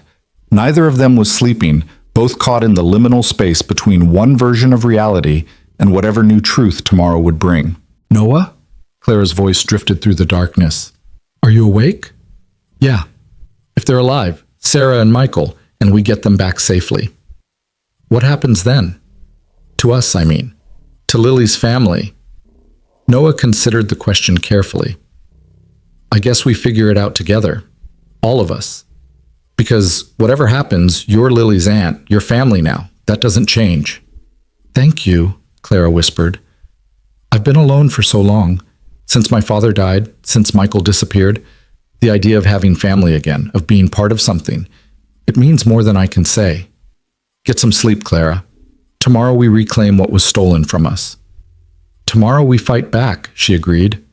And in the darkness, Listening to the distant sounds of the city that never quite slept, Noah Grant prepared himself for the meeting that would either restore his family or destroy them all. Morning arrived with rain, the kind of cold October drizzle that turned the city gray and made everything feel heavier. Noah stood at the warehouse window, watching water streak down the glass, his coffee untouched and growing cold in his hand. Behind him, Marcus and Rodriguez were performing final weapons checks, the metallic sounds of slides and magazines punctuating the silence like a countdown. Clara emerged from the bathroom, her hair pulled back and her face bare of makeup. She'd changed into dark jeans and a black jacket, practical clothing that wouldn't restrict movement. She looked younger without her professional armor, more vulnerable, but her eyes carried the same determination Noah had seen when she jumped from that fifth-floor window. "Second thoughts?" she asked, coming to stand beside him. "About 100 of them," Noah admitted, "but we're past the point of turning back." Were we ever really at that point? Clara's reflection in the glass smiled without humor. "The moment I took that DNA test, the moment you accepted my job offer, we were committed to this path. We just didn't know it yet." Marcus approached, carrying 2 tactical vests. "These are lightweight Kevlar. Won't stop rifle rounds, but they'll give you a fighting chance against pistol fire. Wear them under your jackets." Noah took his vest and strapped it on, the familiar weight settling across his chest like old memories. He'd worn body armor in Afghanistan, in Iraq, in a dozen other places where staying alive required layers of protection. He'd hoped to never wear it again. Hope, apparently, was a luxury he couldn't afford. "Communication devices," Rodriguez said, handing them each a small earpiece. "You'll be able to hear us, and we'll hear everything you say. If things go sideways, we'll be on you in 30 seconds. "Where will you be positioned?" Clara asked, fitting the earpiece into place. Marcus pulled up a satellite image on his tablet. "Rodriguez will be on the roof of Warehouse 5, 200 meters east with a clear sightline to the entrance of Warehouse 7. I'll be in a vehicle at the South Access Road, ready to provide mobile support or extraction. Chen's maintaining a perimeter watch, making sure nobody boxes us in." "And if they bring aerial assets?" Noah asked. "Drones, helicopters?" "Then we adapt and overcome, same as always." Marcus met his eyes. "Brother, I know this feels like walking into an execution, but you've got some of the best operators I know watching your back. We're not going to let anything happen to you." "It's not me I'm worried about." Noah's thoughts went to Lily, safe in Chen's secondary location, but still within reach if things went completely wrong. "If this goes bad, if they take us, promise me you'll get my daughter somewhere they can't find her. New identity, new life, whatever it takes." "You have my word," Marcus said solemnly, "but it's not going to come to that. We're bringing you both back alive." They left the warehouse at 11:15, taking separate vehicles to avoid presenting a single target. Noah drove with Clara while Marcus and Rodriguez deployed to their positions.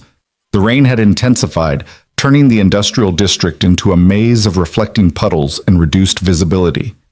Riverside Industrial Park had been abandoned for years, a casualty of manufacturing jobs moving overseas.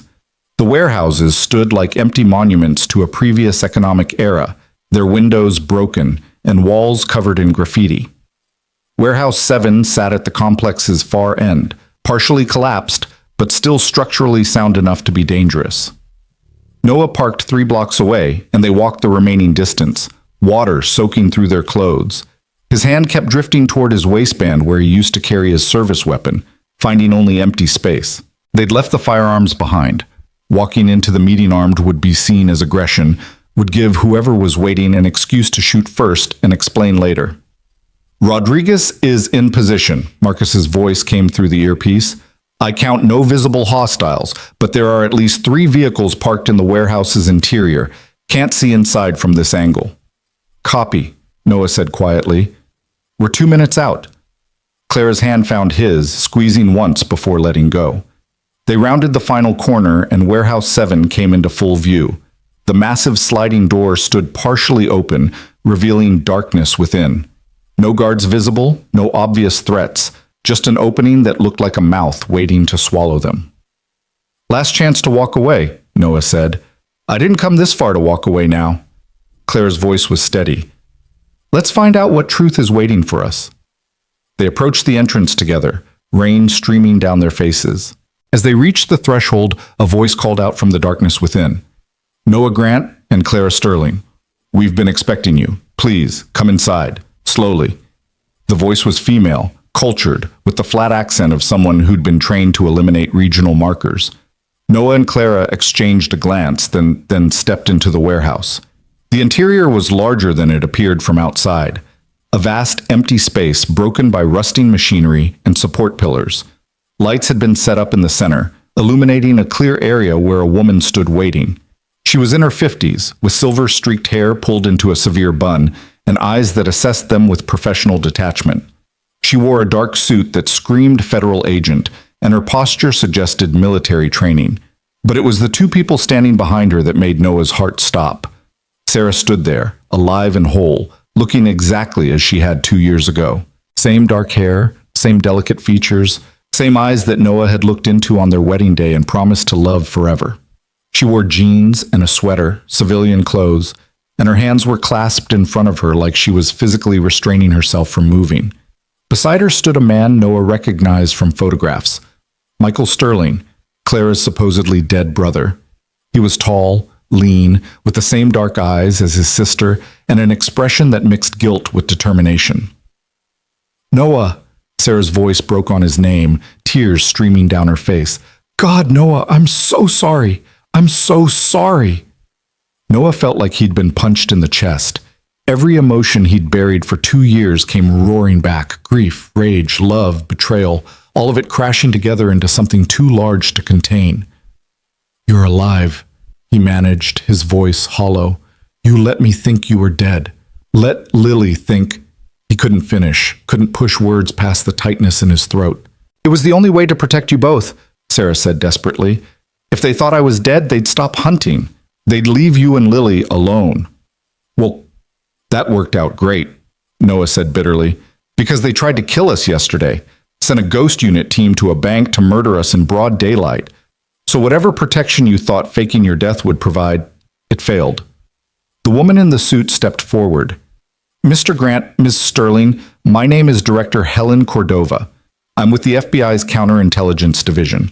I've been Sarah and Michael's handler for the past 8 years, and I owe you both an explanation and an apology. You can start with why you've been lying to us, Clara said, her voice tight with controlled anger. She was staring at her brother like she couldn't quite believe he was real. Michael, they told me you died in a car accident. I buried you. I mourned you. I know, Michael's voice cracked. Clara, I wanted to tell you so many times, but every contact was a risk. Every communication was potentially traceable. The people we were investigating had reached into the highest levels of government, Director Cordova interrupted smoothly, including my own agency. When Michael and Sarah first brought me their evidence 8 years ago, I realized we were dealing with a conspiracy that went beyond simple arms trafficking. We were looking at systematic corruption within the Department of Defense, the intelligence community, and private defense contractors, people with the power to make problems disappear. So you made them disappear instead, Noah said. Faked their deaths, put them in protective custody, and left everyone else to deal with the grief. It wasn't ideal, Cordova admitted, but it kept them alive long enough to gather more evidence, to build a case that could actually stick. Michael and Sarah have spent 8 years documenting every transaction, every communication, every link in the chain from the diverted weapons to the people who authorized it. Then why reach out now, Clara demanded. Why break your cover after all this time? Because you opened the deposit box, Sarah said. Because you took the flash drive Noah, and the moment you did, you triggered alarms we'd set up in case anyone accessed that evidence. We knew immediately that you'd found it, knew you were in danger. The evidence on that drive is incomplete, Michael added. It was meant as insurance, a dead drop in case something happened to us. But the full documentation, everything needed to actually prosecute these people, is somewhere else. Somewhere only Lily can lead us to. Noah's blood went cold. What do you mean, only Lily? Sarah stepped forward, her hands trembling. Before Michael's fake death, before I went into hiding, we created a failsafe. We knew that if we were both eliminated, there needed to be a way to access the complete evidence. So we hid it in a location only someone with both of our genetic profiles could identify. Genetic profiles? Clara looked confused. I don't understand. The evidence is in a secure storage facility that requires biometric access, Michael explained.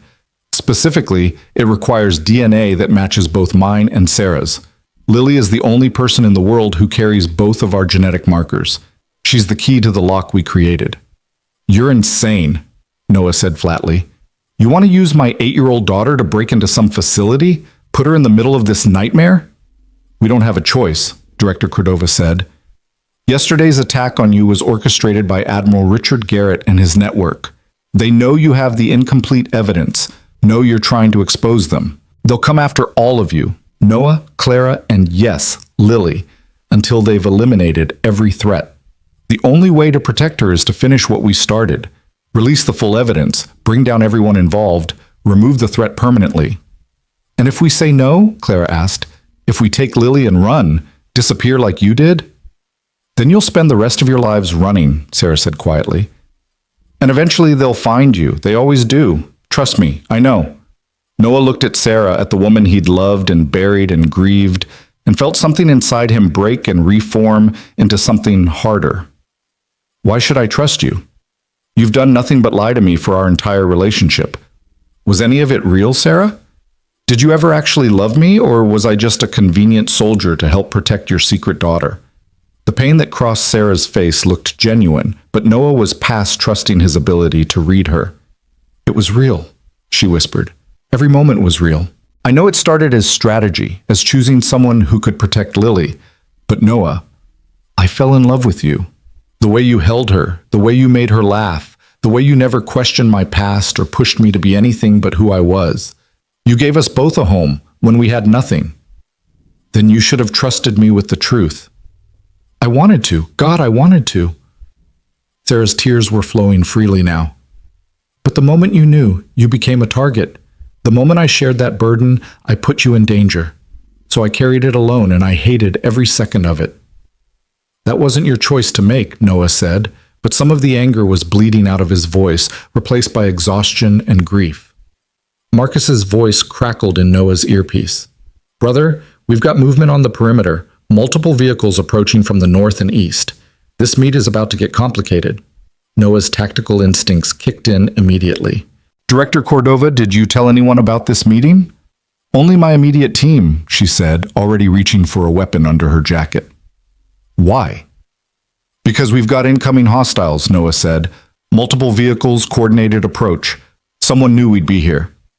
Michael swore under his breath. Garrett must have surveillance on the director. He knew she'd contact us once you found the evidence. Everyone move, Cordova commanded, pulling a radio from her belt. We've got a compromised location. FBI units respond to Riverside Industrial Park. Officer needs assistance. Multiple armed hostiles. But before anyone could reach the door, the warehouse's far entrance exploded inward with a deafening crash. 3 black SUVs burst through, tires screaming on the concrete floor. Men in tactical gear poured out, weapons raised, moving with the precision of special operations soldiers. Federal agents, drop your weapons, one of them shouted, but it was a formality. These weren't agents. They were Ghost Unit, and they were here to kill everyone who knew too much. Noah grabbed Sarah and pulled her behind a support pillar as gunfire erupted. Clara dove in the opposite direction with Michael, while Director Cordova returned fire with her service weapon. The warehouse became a storm of muzzle flashes and ricocheting bullets. Rodriguez, we need support now, Marcus shouted through the comms. Engaging, Rodriguez responded, and through the chaos, Noah heard the distinctive crack of a precision rifle. One of the Ghost Unit operators dropped, then another. Rodriguez was earning his pay. But there were too many of them. At least a dozen operators, all armed with automatic weapons, all trained to kill efficiently. Noah looked around desperately for anything that could serve as a weapon and spotted a length of rusted pipe near the machinery. Stay here, he told Sarah, then made a running dash for the pipe. Bullets tracked his movement, sparking off metal and concrete. He grabbed the pipe and swung it hard at an operator who'd gotten too close, connecting with the man's helmet hard enough to stagger him. Noah followed up with a strike to the throat, then grabbed the operator's rifle as he fell. Now he was armed. Now he could fight back. He dropped to one knee and fired controlled bursts at the advancing operators, his military training taking over. 3-round bursts, change positions, don't stay static. The rifle felt familiar in his hands despite the years since he'd carried one in combat. Across the warehouse, he saw Clara drag Michael behind cover as bullets chewed into the concrete where they'd been standing. Director Cordova was bleeding from a shoulder wound but still fighting, her shots precise and measured. "Warehouse is surrounded," Chen's voice came through the comms. "I count at least 6 more vehicles on the perimeter. They're trying to box us in." Then we break out," Marcus replied. "Noah, can you reach the east wall? There's a loading dock door that should still function." Noah looked toward the east wall, calculating distance and angles. It was a 30-meter sprint across open ground while under fire. Suicidal odds, except they didn't have a choice. "Sarah," he called out, "we're moving. Stay on me. Stay low. Don't stop for anything." "I'm sorry," she said again, her voice breaking. "Noah, I'm so sorry for everything. Tell me later. Right now. Run!" They broke from cover together, Noah firing behind them to suppress the ghost unit operators. Sarah stayed close, her hand gripping his jacket. Bullets tracked their movement, but Rodriguez's covering fire forced the shooters to keep their heads down. They reached the east wall and Noah slammed his shoulder into the loading dock door. It was rusted shut, refusing to budge. He hit it again, adrenaline lending him strength, and the door finally gave way with a shriek of protesting metal. Rain and gray daylight poured through the opening. Noah pulled Sarah through just as an operator rounded the corner behind them. Noah fired without thinking, putting 2 rounds center mass. The man dropped, and Noah felt nothing. No guilt, no satisfaction, just the cold efficiency of survival. "Clara, Michael, east exit now!" Noah shouted into the comms. They emerged from the warehouse into a nightmare landscape of rain and violence. Ghost unit vehicles were positioned throughout the industrial park, and operators were dismounting, creating a tightening perimeter. Marcus's vehicle came screaming around a corner, providing mobile covering fire. "Get in!" Marcus shouted from the driver's seat. Clara and Michael burst from the warehouse behind them, Cordova bringing up the rear despite her wounded shoulder. They all piled into the vehicle, cramming into spaces not designed for 6 adults. Marcus floored the accelerator before the doors were fully closed. Bullets hammered the vehicle's armored panels as they raced through the industrial park. The windshield spiderwebbed from impacts but held. Marcus drove with controlled aggression, taking corners hard and using the terrain to break line of sight with their pursuers. "Where's Rodriguez?" Noah demanded. "Extracting from his position," Marcus said. "He'll meet us at the secondary rally point." "We can't lead them to Lily," Noah said urgently. "If they follow us to Chen's location—" "They won't," Marcus interrupted. "Chen's already moving your daughter to tertiary backup. She'll be safe." Sarah grabbed Noah's arm. "Lily, I need to see her. Please, Noah. I've been away from my daughter for 2 years. I need to see her." "Your daughter?" Noah's voice was sharp despite the chaos. "You gave up that right when you let me tell her you were dead. When you let her cry herself to sleep night after night, asking why mommy left. That's not fair." "Nothing about this is fair," Noah shouted. "You don't get to walk back into her life and pretend nothing happened. She's 8 years old, Sarah. She's a child who's been traumatized by your death. You can't just—" An explosion cut off his words. One of the pursuing vehicles had hit an IED that Marcus must have planted earlier. The blast wave rocked their vehicle, and through the rear window Noah saw flaming wreckage tumbling through the air. "One down," Marcus said grimly. "But we've still got 3 on our tail." Director Cordova was on her phone shouting orders over the sounds of the chase. "I need immediate air support at these coordinates. Authorization code Delta 779er. We have federal agents under fire from unidentified hostiles." "Your authorization won't work," Michael said bitterly. "Garrett has people throughout the chain of command. Any support you call will either be delayed or redirected." "Then we handle this ourselves," Marcus said. He yanked the wheel hard right, sending them down an alley barely wide enough for the vehicle. Metal screamed as the side mirrors tore off against brick walls. They emerged onto a main road, traffic scattering as Marcus drove against the flow. Behind them, 2 of the ghost unit vehicles tried to follow but were blocked by civilian cars. The 3rd vehicle found an alternate route, maintaining pursuit. "Rodriguez, where are you?" Marcus demanded. "Inbound on your 6 o'clock," Rodriguez responded. "Hold steady for 3 seconds." Marcus maintained his current trajectory, and suddenly Rodriguez's vehicle appeared from a side street, T-boning the pursuing Ghost Unit SUV at full speed. The impact was tremendous, sending both vehicles spinning across the intersection in a tangle of crumpled metal and breaking glass. "Rodriguez!" Noah shouted into the comms. "Status!" Silence. Then, after an agonizing moment, "I'm good. Vehicle's totaled, but I'm mobile. Proceeding to rally point on foot." They drove for another 20 minutes through a maze of streets and alleys until Marcus was satisfied they'd lost any remaining pursuit. Finally, he pulled into an underground parking garage and killed the engine. For a moment, nobody moved. They all sat in the crowded vehicle, breathing hard, processing what they'd just survived. Then Clara started laughing, not humor, but the kind of hysteria that comes from facing death and living through it. "We're still alive," she said, disbelief in her voice. "How are we still alive?" "Training and luck," Marcus said. "Mostly luck." Director Cordova was applying pressure to her shoulder wound, her face pale but composed. "We need medical attention and a secure location. My safe house in Queens is compromised," Marcus interrupted. "If Garrett knows about you, he knows about your safe houses. We need somewhere completely off the books." "I have a place," Michael said quietly. "A cabin upstate that Sarah and I bought under false names 8 years ago. It's not in any database, not connected to either of our real identities.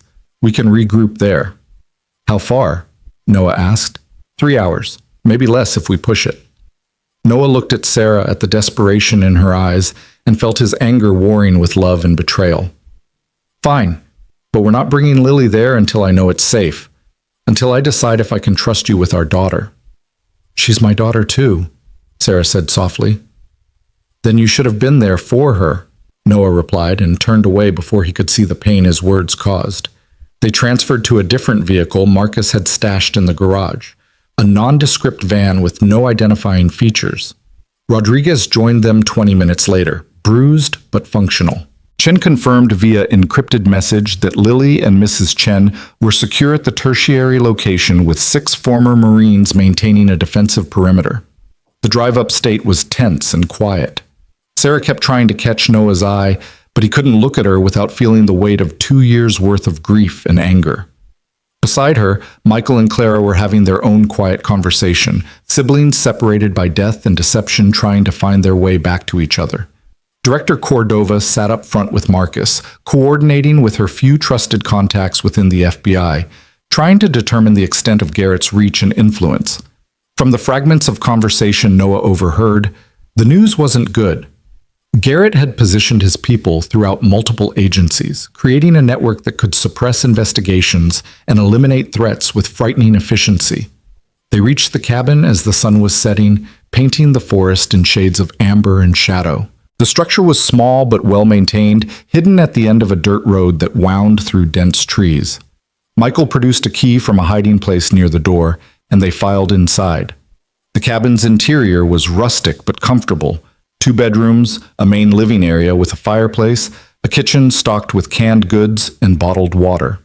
Michael and Sarah had clearly used this place regularly, keeping it ready for an emergency exactly like this one. Marcus immediately began securing the perimeter, setting up motion sensors and cameras. Rodriguez established a communication hub, monitoring police and emergency frequencies for any indication they'd been tracked.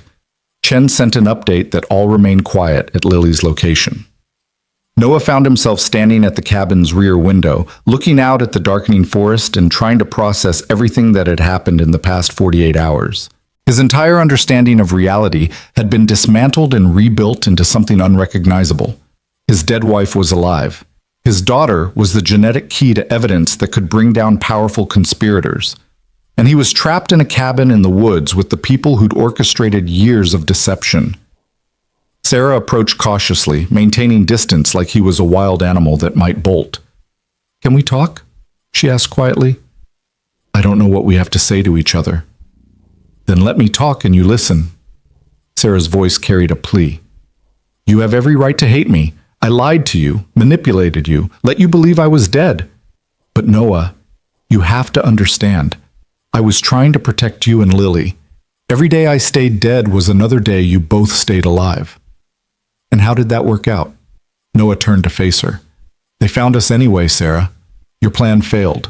So what was it all for? What did those 2 years of grief accomplish except to break our daughter's heart? It bought us time, Sarah insisted. Time to gather more evidence. Time to build a case strong enough that killing us wouldn't matter. And it kept you out of Garrett's crosshairs. If he'd known you were aware of the conspiracy, if he'd thought you were helping me, he would have eliminated you years ago. So instead, you let me bury an empty casket and tell Lily her mother was never coming home. Noah's voice was raw. Do you have any idea what that did to her? She drew pictures of you for months, had nightmares, asked me every night when you were coming back, and I had to tell her never. I had to watch my little girl break into pieces and not be able to fix it.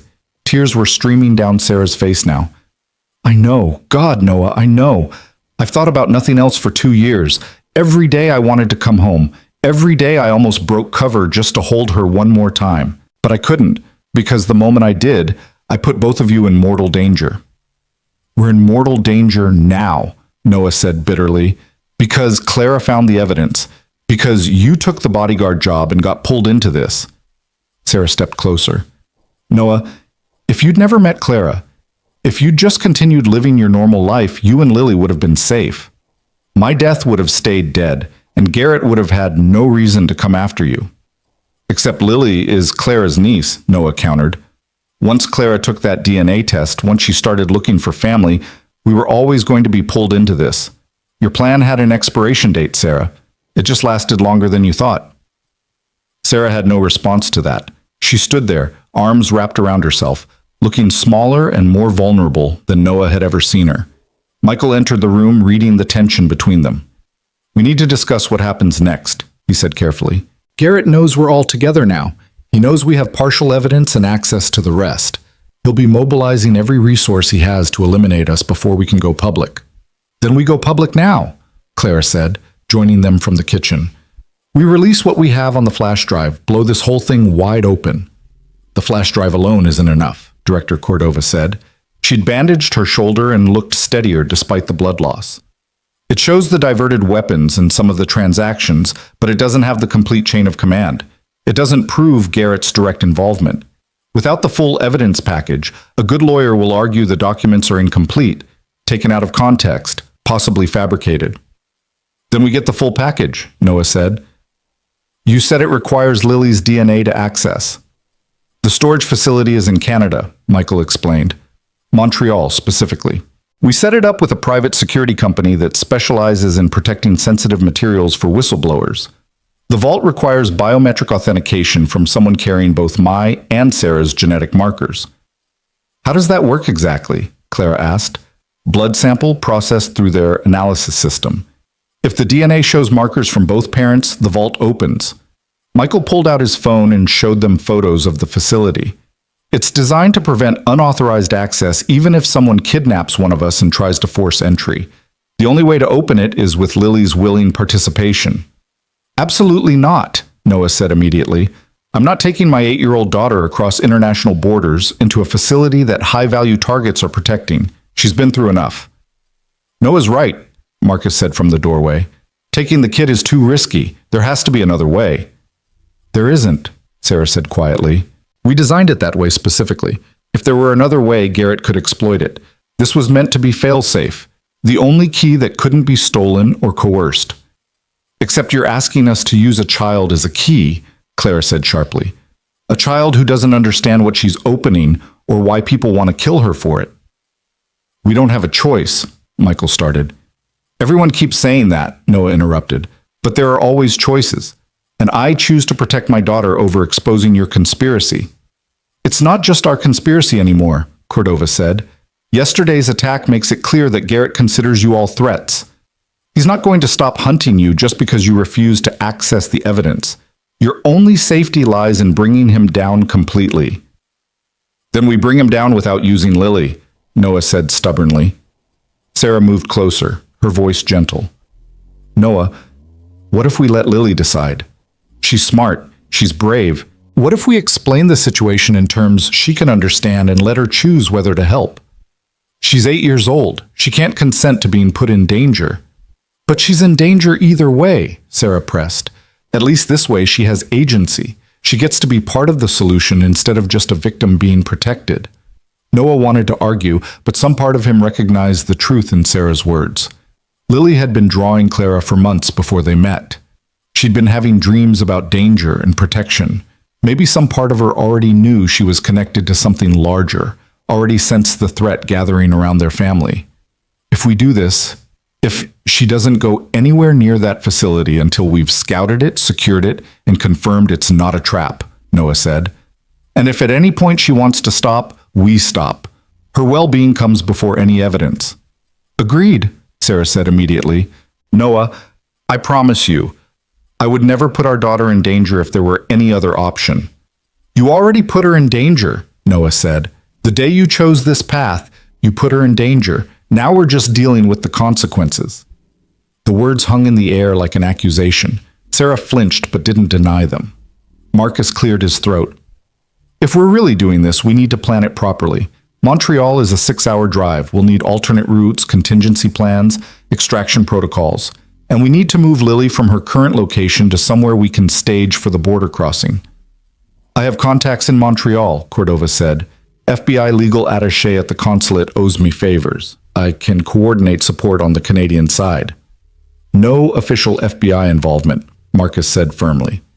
If Garrett has reach into your agency, anyone you contact could be compromised. We do this black. No agency support, no official assets, nothing that can be traced back to government resources. That's asking a lot, Cordova said. It's the only way to keep everyone alive, Marcus replied. They spent the next 2 hours planning. Michael sketched out the storage facility's layout from memory. Rodriguez mapped optimal routes to Montreal that avoided major highways and border checkpoints with heavy surveillance. Chen coordinated logistics for moving Lily to a staging location in northern New York State. Through it all, Noah found himself watching Sarah. The way she moved, the way she spoke, looking for signs of the woman he'd loved and married. She was there, underneath the layers of deception and trauma, but changed, hardened by years of hiding, shaped by choices no one should have to make. Around midnight, when the planning session finally broke up and people dispersed to grab a few hours of sleep, Noah stepped outside onto the cabin's porch. The night was clear and cold, stars visible in a way they never were in the city. He heard the door open behind him and knew without turning that it was Sarah. Couldn't sleep either? She asked. Too much adrenaline, too many thoughts. Sarah stood beside him at the railing, careful to maintain space between them. Marcus told me how you've been raising Lily. Said you're an amazing father, that she's lucky to have you. I did what any parent would do, tried to give her stability and love after her world fell apart. You did more than that. You gave her a home when I couldn't. You were there for every nightmare, every school day, every moment I missed. Sarah's voice broke. I'll never be able to thank you enough for that. Or apologize enough. Noah finally looked at her, really looked at her for the first time since the warehouse. She looked older, tired, carrying burdens that showed in the lines around her eyes. What happened to you, Sarah, after you faked your death? Where did you go? Different safe houses, different cities. Michael and I were together most of the time, coordinating with Cordova, gathering evidence piece by piece. We've been building a case against Garrett and his network for 8 years. She leaned against the railing. There were moments when I almost gave up. Times I wanted to walk away, come home to you and Lily, and just accept whatever consequences came. But Michael kept reminding me that giving up meant everyone who died for this truth had died for nothing. How many people died? Too many. Federal agents who got too close to the conspiracy, journalists who started asking the right questions, a congressional aide who found documents he wasn't supposed to see. Sarah's hands tightened on the railing. Garrett has been operating for over a decade, selling American military technology to whoever pays enough. The Prometheus targeting systems were just the beginning. There are weapons, surveillance systems, cyber tools, entire arsenals being diverted and sold to enemies of the United States. And the money? Offshore accounts, shell corporations, laundered through dozens of legitimate businesses. Garrett and his network have stolen hundreds of millions of dollars while arming the people killing American soldiers overseas. Sarah turned to face him. That's why this matters so much, Noah. It's not just about exposing corruption. It's about stopping a traitor who's gotten American service members killed for profit. Noah felt the weight of that truth settle over him. He'd lost friends in Afghanistan and Iraq, soldiers killed by weapons that seemed too sophisticated for the insurgents using them. He'd always assumed the technology was captured or sold by corrupt officials in allied countries. But what if it had come directly from America? What if his friends had died because someone like Garrett had sold their enemies the tools to kill them? "If we do this," Noah said quietly, "if we take Lily to Montreal and access that evidence, what happens to her afterward? Does she go back to normal life, or does she spend the rest of her childhood looking over her shoulder? If we succeed, if we bring Garrett down and destroy his network, she'll be safe. He'll be in prison, his co-conspirators will be exposed, and there won't be anyone left with the motivation or resources to come after her. And if we fail?" Sarah didn't answer immediately. When she did, her voice was barely a whisper. "Then we make sure she survives. Whatever it takes." They stood in silence for a while, listening to the forest sounds and feeling the weight of tomorrow's decisions pressing down on them. Finally, Sarah reached out tentatively and took Noah's hand. He didn't pull away. "I still love you," she said. "I know I have no right to say that after everything I've done. I know you probably hate me now. But I need you to know what we had was real. The life we built was real. And if I could go back and choose differently, find some way to have both the mission and our family, I would." Noah squeezed her hand once, then let go. "I don't hate you, Sarah. I'm angry, I'm hurt, I'm confused. But I don't hate you. You're Lily's mother. That matters more than my feelings. And after this is over, if we all survive?" "I don't know," Noah admitted. "I honestly don't know if we can come back from this. But right now, the only thing that matters is protecting Lily and ending the threat to our family. Everything else, we'll figure it out later." Sarah nodded, wiping tears from her eyes. "Thank you for not giving up on her, on us." She went back inside, leaving Noah alone with his thoughts in the cold night air. Tomorrow they would collect Lily, would begin the journey to Montreal and the final confrontation with the conspiracy that had shaped 8 years of their lives. Tomorrow, they would use his daughter as a key to unlock evidence that could bring down powerful men or get them all killed trying. But tonight, standing under stars that had witnessed countless human struggles and would witness countless more, Noah Grant made himself a promise. Whatever happened, whatever choices had to be made, Lily would survive this. She would have the chance to grow up, to have a normal life free from the shadows and secrets that had defined her early years, even if ensuring that survival meant sacrificing everything else. He stayed on the porch for another hour, keeping watch over the dark forest, before finally going inside to grab a few hours of fitful sleep. Tomorrow would demand everything he had. Tomorrow would determine whether the family that had been broken by lies could be rebuilt on truth. Tomorrow, the real fight would begin. Dawn came too quickly, pulling Noah from dreams filled with explosions, and Sarah's face asking forgiveness he didn't know how to give. He found Marcus already awake in the cabin's main room, studying maps spread across the wooden table while drinking coffee so strong Noah could smell it from across the room. "Chen's moving Lily to the staging point now," Marcus said without looking up. "Should arrive at the safe house near Plattsburgh by 1400 hours. That gives us 6 hours to finalize the plan and move into position." Noah poured himself coffee and joined Marcus at the table. The maps showed 3 different routes from Plattsburgh to Montreal, each with notations about border crossing points, traffic patterns, and potential ambush locations. "What's our best option?" "None of them are good," Marcus admitted. "The main crossings have too much surveillance, cameras, databases, border patrol agents who might be on Garrett's payroll. But the smaller crossings are easier to blockade if he figures out our route. So we're damned either way." "Pretty much. Which is why I'm recommending we split up." Marcus traced his finger along the map. "Rodriguez takes Clara and Michael through the main crossing at Champlain. They're carrying false documentation I had made last night. Canadian business consultants returning from a conference. Clean, professional, nothing to raise flags. And the rest of us? You, Sarah, Lily, and I cross here." Marcus pointed to a small rural crossing 40 miles west. "Lower traffic, less sophisticated scanning equipment. We go as a family on a camping trip. Normal, boring, exactly what border agents see 100 times a day." "What about Cordova?" "She stays behind to coordinate with her FBI contacts and monitor Garrett's movements. If he's mobilizing resources to stop us, we need advance warning." Marcus looked up, his eyes serious. This is going to be tight, brother. Garrett knows we're planning something, and he's got resources we can't match. Our only advantage is that he doesn't know exactly when or where we'll move. Unless he has surveillance on this cabin. Rodriguez swept the perimeter twice. No drones, no cameras, no indication anyone knows we're here. For now, we're ghosts.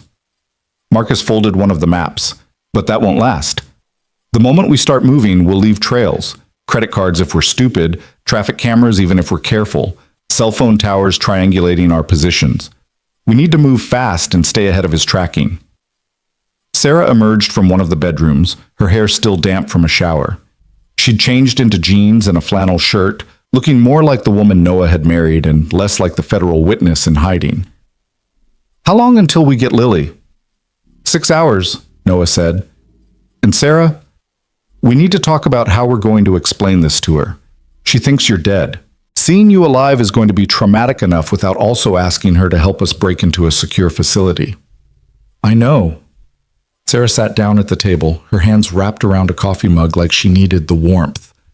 I've been thinking about that all night. We need to be honest with her, but in terms an 8-year-old can process.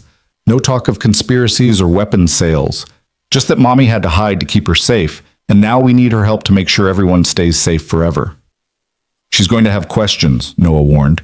She's going to ask why you left, why you didn't come back sooner, why you let her think you were dead.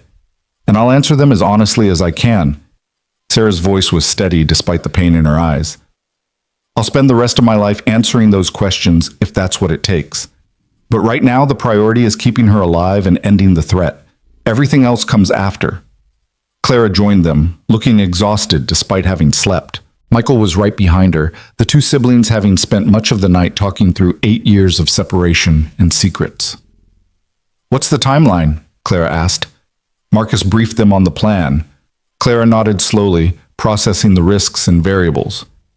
And once we're in Montreal, what's the extraction plan after we access the evidence? Rodriguez has contacts in the city, ex-military guys who run private security. They'll provide overwatch while we're at the storage facility and safe transport afterward, Marcus explained. From there, we get to a hotel, upload everything to secure servers with dead man switches, and contact every major news outlet simultaneously.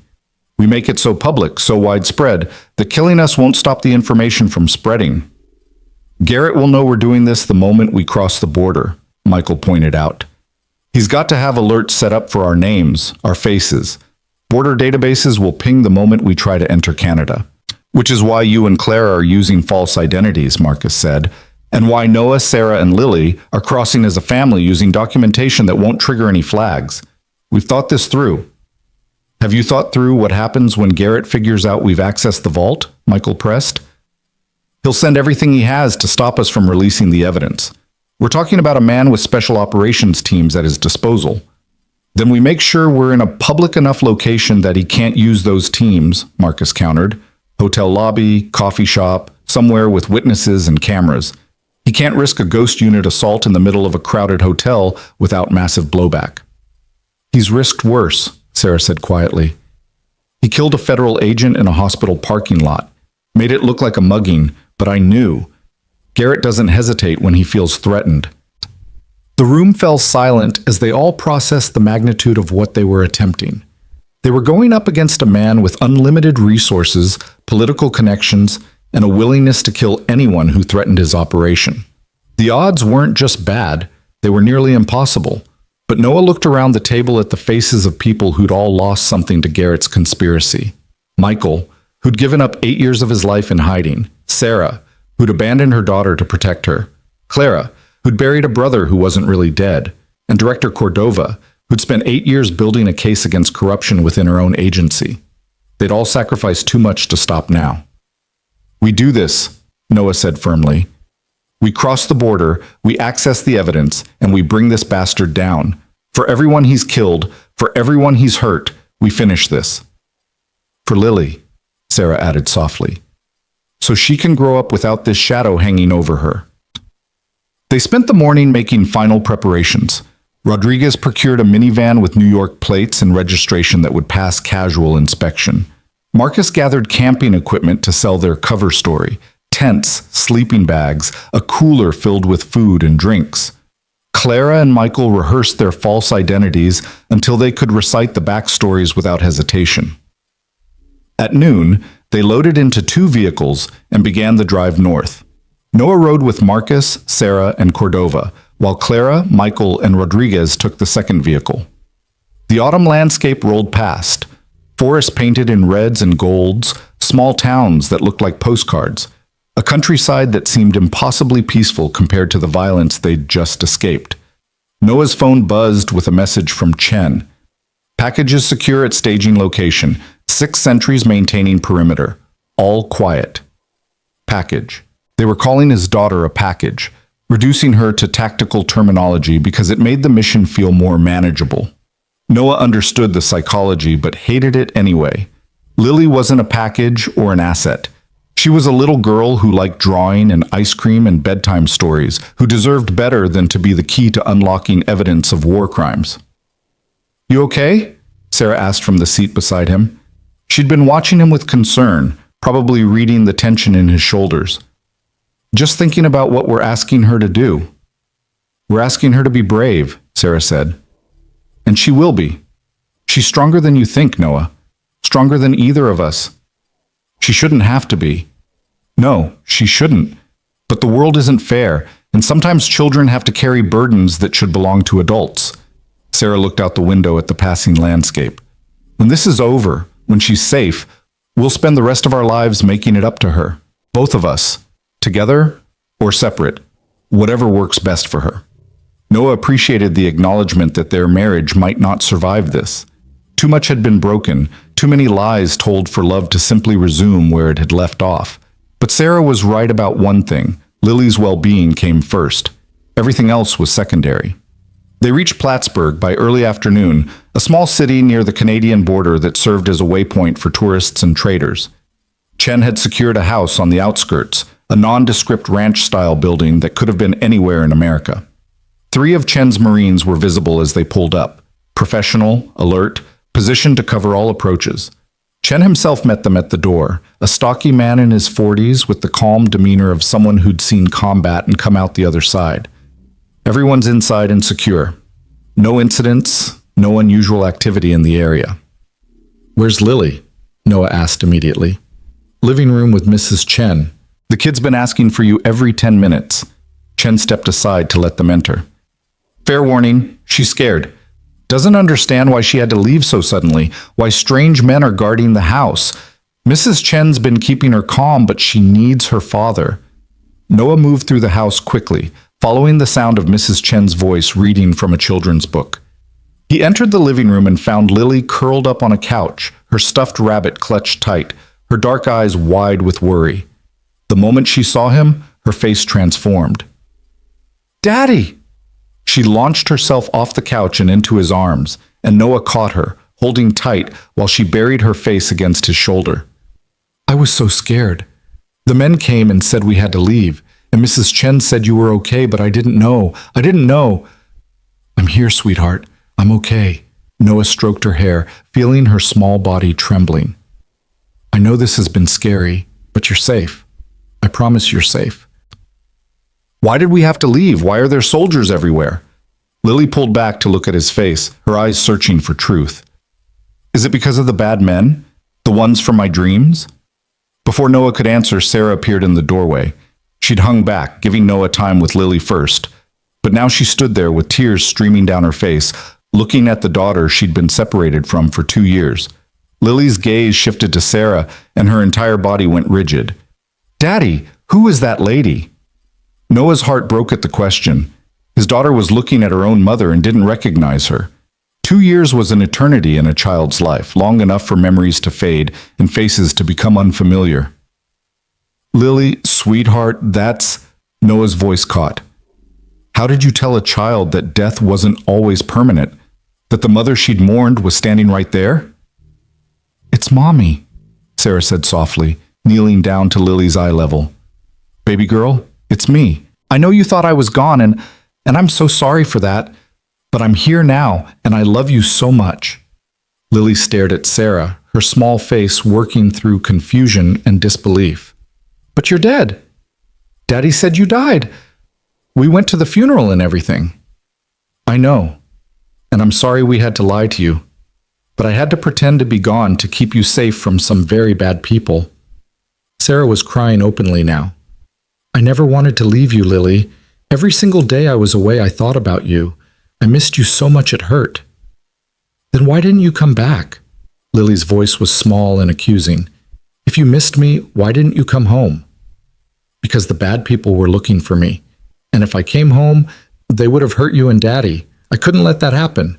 So I had to stay away, even though it was the hardest thing I've ever done. Lily looked between Sarah and Noah, trying to process the impossible. Is she really my mommy? She asked Noah. For real? Yes, sweetheart, she really is. For a long moment, Lily didn't move. Then slowly, hesitantly, she reached out and touched Sarah's face like she needed physical proof this wasn't a dream. Sarah caught Lily's hand and pressed it to her cheek, fresh tears falling. You're real, Lily whispered. I'm real, baby. I'm so real, and I'm never leaving you again. And then Lily was crying too, launching herself from Noah's arms into Sarah's, and Sarah was holding her daughter and sobbing into her hair while Lily clung tight enough to leave marks. Noah watched them, his own vision blurred, feeling something in his chest that was part relief and part grief for the 2 years they'd all lost. Mrs. Chen appeared beside him, her elderly face wet with tears. This is good, she said quietly in her accented English. Family together again. This is how it should be. But even as Noah watched his family reunite, he couldn't forget why they were here. In a few hours, they would ask this little girl to help them access evidence that powerful men would kill to keep hidden. They would take her across an international border into danger she couldn't fully understand. And if anything went wrong, if Garrett's people caught up to them, Lily would be in the crossfire. Clara entered the room and stopped short when she saw Sarah and Lily together. Her hand went to her mouth, emotions playing across her face too quickly to identify. Then Lily looked up, saw Clara, and her eyes went wide. It's the lady, Lily said, her voice filled with wonder. From my dreams. Daddy, it's the lady I've been drawing. Clara moved closer, kneeling down beside Sarah. Hi, Lily. My name is Clara. I'm your aunt, your Daddy Michael's sister. You've been in my dreams, Lily said with the certainty of a child who hadn't yet learned to doubt her perceptions. You were sad, and there were bad men chasing you. But Daddy was there too, and he kept you safe. Clara's breath caught. You dreamed about me? Before we met? Lily nodded seriously.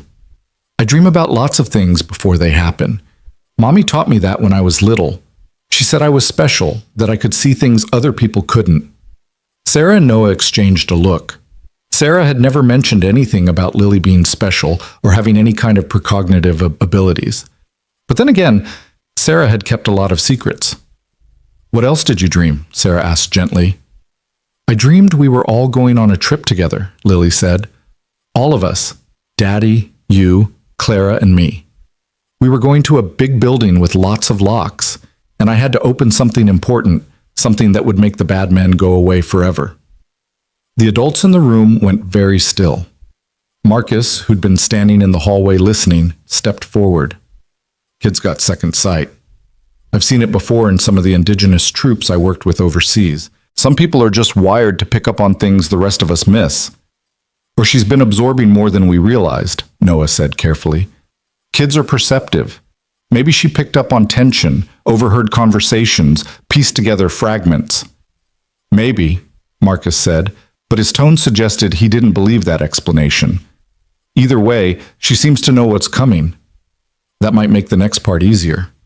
Or harder, Sarah said quietly. She turned back to Lily. Baby, we do need to take a trip together, and we do need you to help us with something important. Something that will make it safe for all of us to be together without hiding anymore. But it might be a little scary. Are you brave enough to help us? Lily looked at her mother with complete trust. I'm brave. I can help. That's my girl. Sarah hugged her tight. We're going to drive to a city in Canada called Montreal. It's going to be an adventure, just like when we used to take road trips before. And when we get there, you're going to help us open a special lock that only you can open. Because I'm the key, Lily said matter-of-factly. That's what the dream said. I'm the key that opens the truth. The adults exchanged uneasy glances. However, Lily knew what she knew. Whether through dreams or overheard conversations or simple childhood intuition, she understood more than they'd given her credit for. They spent the next hour preparing for the border crossing.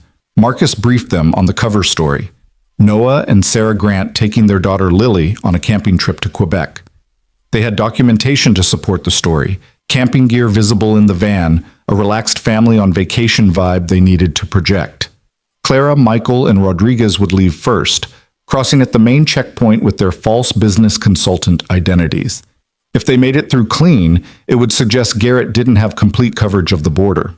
If they got stopped, Marcus would abort the second crossing and find an alternate route. At 4:30, Clara hugged Lily goodbye. "I'll see you in Montreal, sweetheart. Be brave for your parents, okay?" "I will," Lily promised. "And Clara, in my dream, everything turns out okay. We all make it." Clara's eyes filled with tears. "I hope your dreams are right, Lily." Rodriguez, Clara, and Michael left in a sedan with Canadian plates. Marcus monitored police frequencies and border communications, listening for any indication of trouble. 20 minutes later, his phone buzzed with a text from Rodriguez. "Clean crossing, no issues. See you on the other side." "Okay," Marcus said, letting out a breath. "We're up. Remember the story, stay relaxed, answer questions simply. We're just a boring family on a boring trip. Nothing to raise flags." They loaded into the minivan, Noah driving with Sarah in the passenger seat, and Lily strapped into the back with her stuffed rabbit and a coloring book. Marcus rode behind them in a second vehicle, maintaining distance but close enough to intervene if needed. The drive to the border crossing took 40 minutes through increasingly rural landscape. The crossing itself was small: 2 lanes, a single guard booth, surrounded by forests that extended into both countries. Exactly the kind of low-key crossing point they needed. Noah pulled up to the booth and rolled down his window. The border agent was a woman in her 50s with the tired professionalism of someone working the evening shift. "Passports, please." Noah handed over their documents, his real passport and the ones Marcus had created for Sarah and Lily. The agent scanned them, glancing at the computer screen in her booth. Noah's pulse hammered, but he kept his expression neutral, bored even, like this was the 1,000th border crossing he'd done, and none of them were particularly interesting. "Purpose of your visit to Canada?" the agent asked. "Family camping trip. Planning to visit Parc National de la Yamaska, maybe do some hiking." Noah gestured to the camping gear visible through the van's windows. The agent looked into the back seat where Lily was coloring, completely absorbed in her activity. "And this is your daughter?" "Yes, ma'am." "Lily, can you say hello to the nice lady?" Lily looked up and waved shyly. "Hi, we're going camping. I've never been to Canada before." The agent smiled despite herself. "Well, welcome to Canada then. How long do you plan to stay?" "Just the weekend," Sarah said from the passenger seat. "My husband has to be back for work on Monday." The agent studied the computer screen for another moment, and Noah felt sweat forming at the back of his neck despite the cool evening air. If Garrett had managed to flag their information, if there was an alert in the system, this was when they'd find out.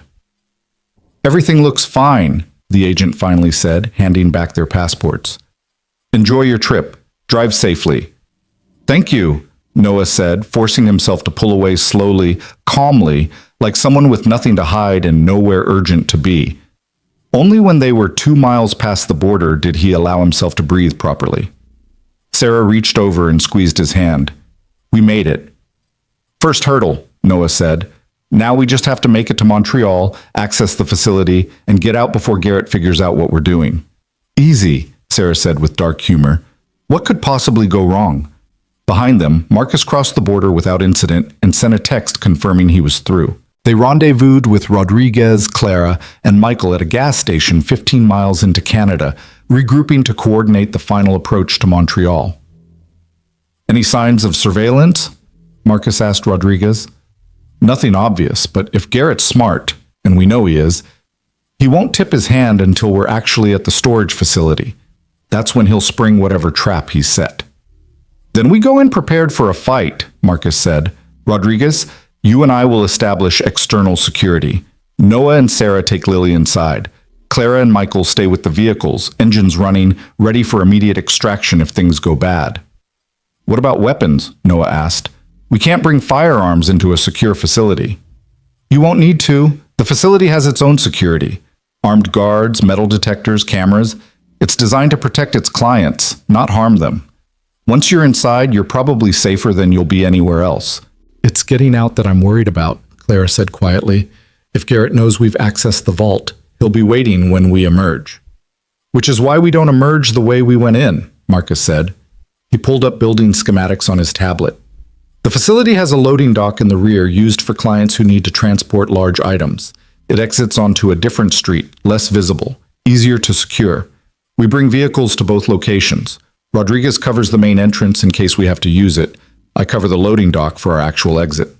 Splitting our forces, Noah said. That's risky. Everything about this is risky, Marcus countered, but it gives us options, and options keep people alive.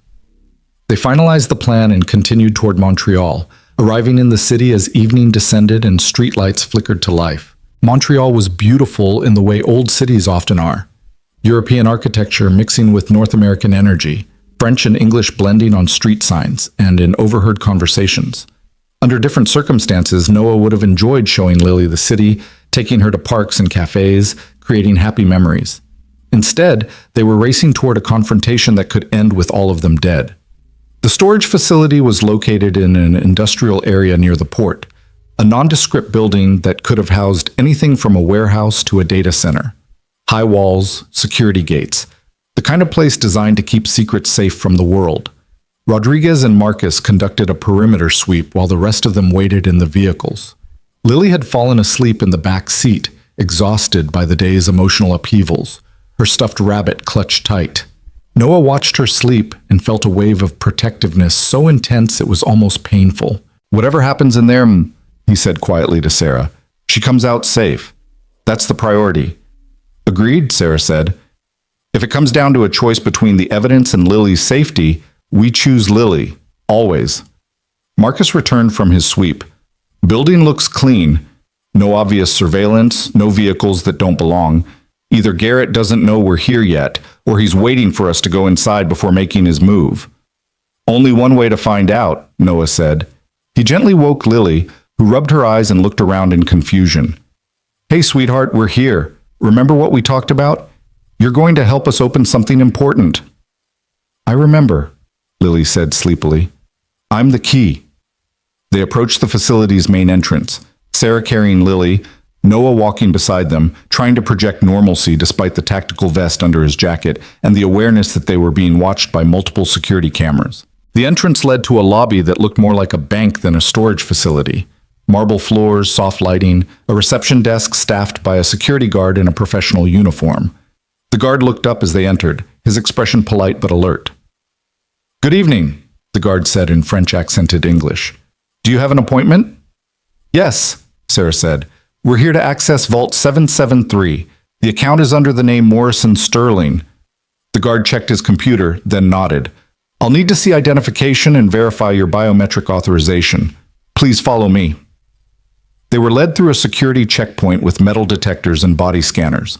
Noah had to remove his jacket, revealing the tactical vest, which earned a raised eyebrow from the guard. We've had threats, Noah explained, just being cautious. Understandable, the guard said, though his hand drifted closer to his own weapon. Many of our clients have security concerns. That's why they store sensitive materials with us. Beyond the security checkpoint was a long corridor lined with vault doors, each marked with a number. They stopped at Vault 773, and the guard produced a tablet. The account requires genetic verification from someone carrying specific DNA markers. We'll need a blood sample from the child. No, Noah said immediately. We're not drawing blood from an 8-year-old for your security theater. It's just a finger prick, sir, the guard said patiently. Less invasive than a vaccination. The device analyzes the sample and either grants or denies access. Standard procedure. Sarah knelt down to Lily's level. Baby, they need to prick your finger just a tiny bit. It'll hurt for a second, like when you get a splinter. Can you be brave for me? Lily looked at the device, then at the vault door, then back at her mother. Will this make the bad men go away? Yes, Sarah said firmly. This will end everything. After this, we can all be together without hiding or being scared. Okay, Lily said. I'll be brave. The guard produced a small device that looked like a glucose monitor. He cleaned Lily's finger with an alcohol wipe, then pressed the device against her fingertip. Lily flinched but didn't cry out as it collected the blood sample. The device beeped and displayed results on its screen. The guard studied them, then nodded. DNA markers confirmed. Access granted. He swiped a key card and the vault door clicked open with a pneumatic hiss.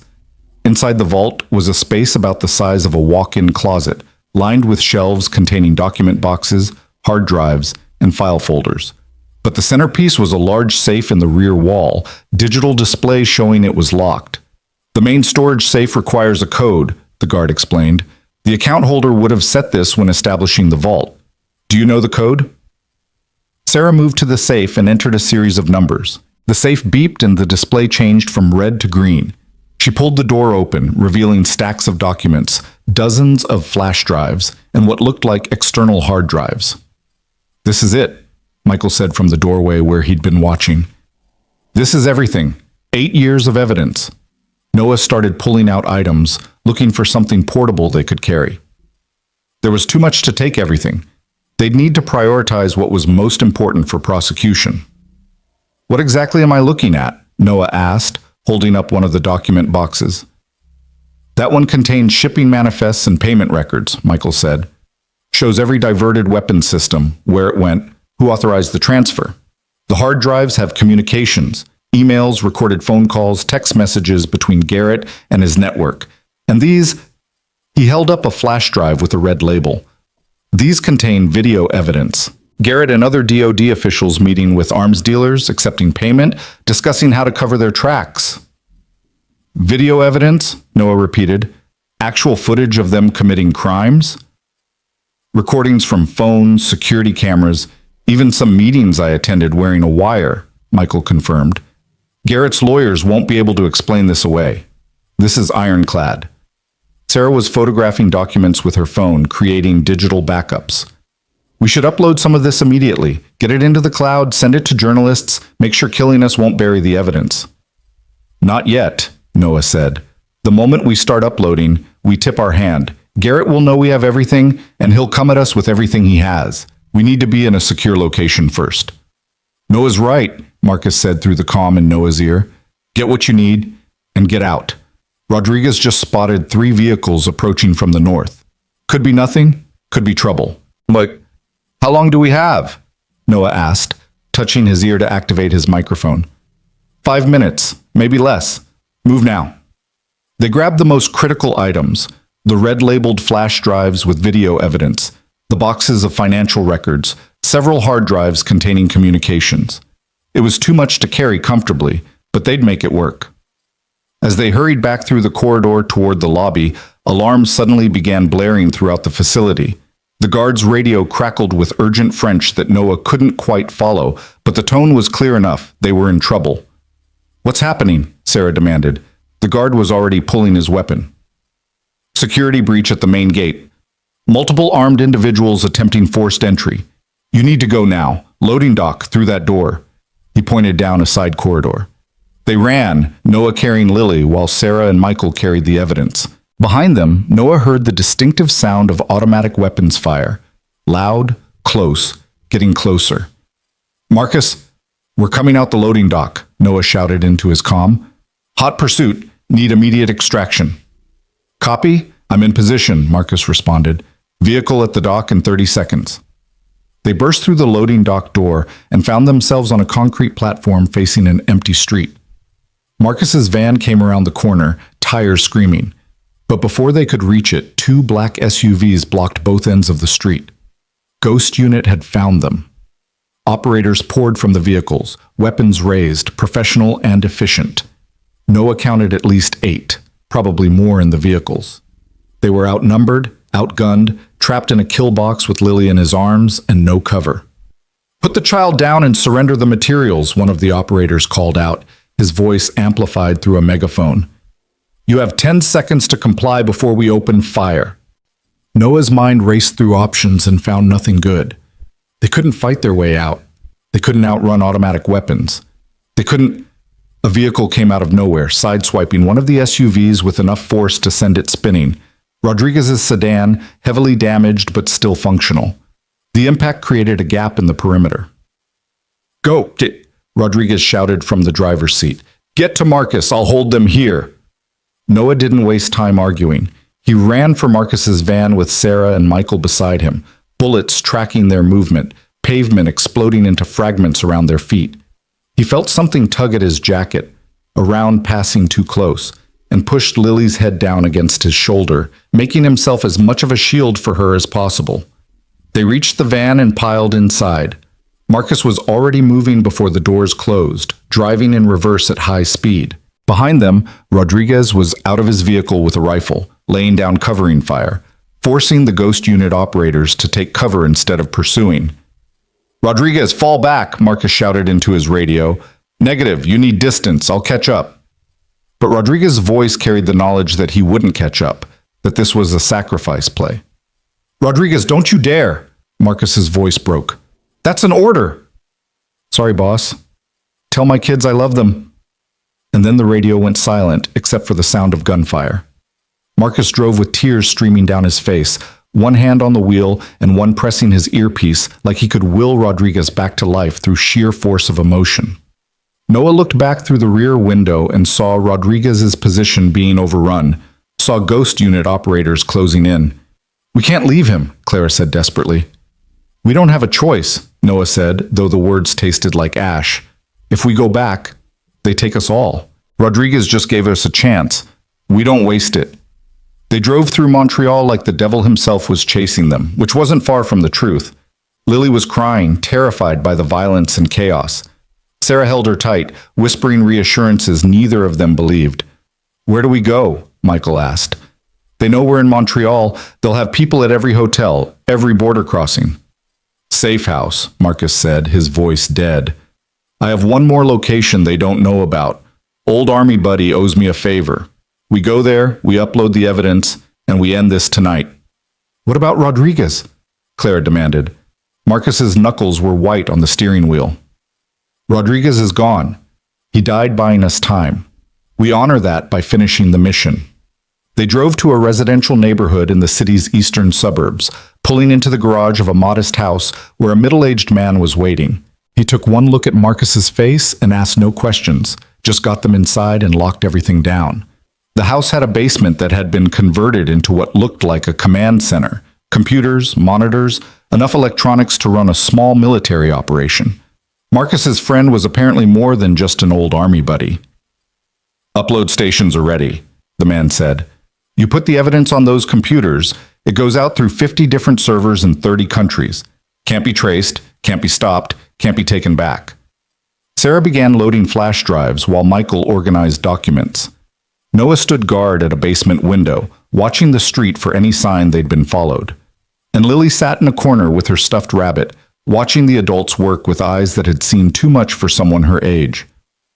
"I'm sorry, baby," Noah said quietly, kneeling beside her. "You shouldn't have had to see any of this."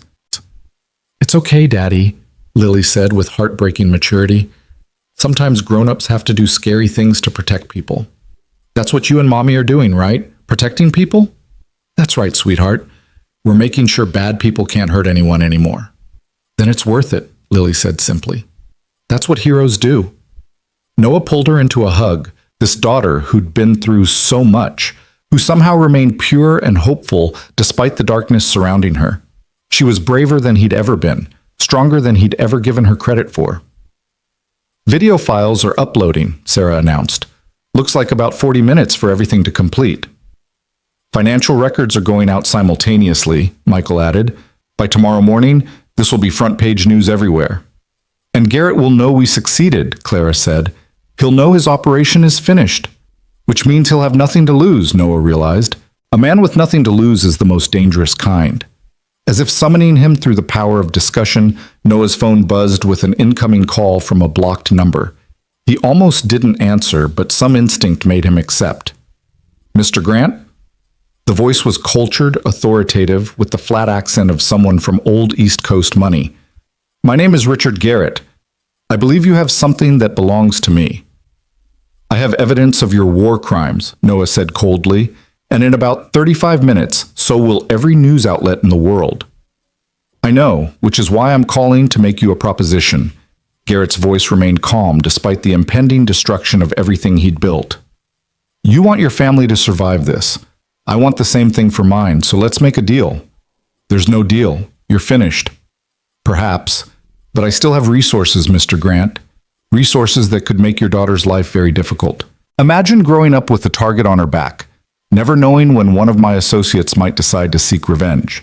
Imagine your wife looking over her shoulder for the rest of her life, wondering if today is the day someone finishes what I started. You threatening my family? Noah's voice went deadly quiet.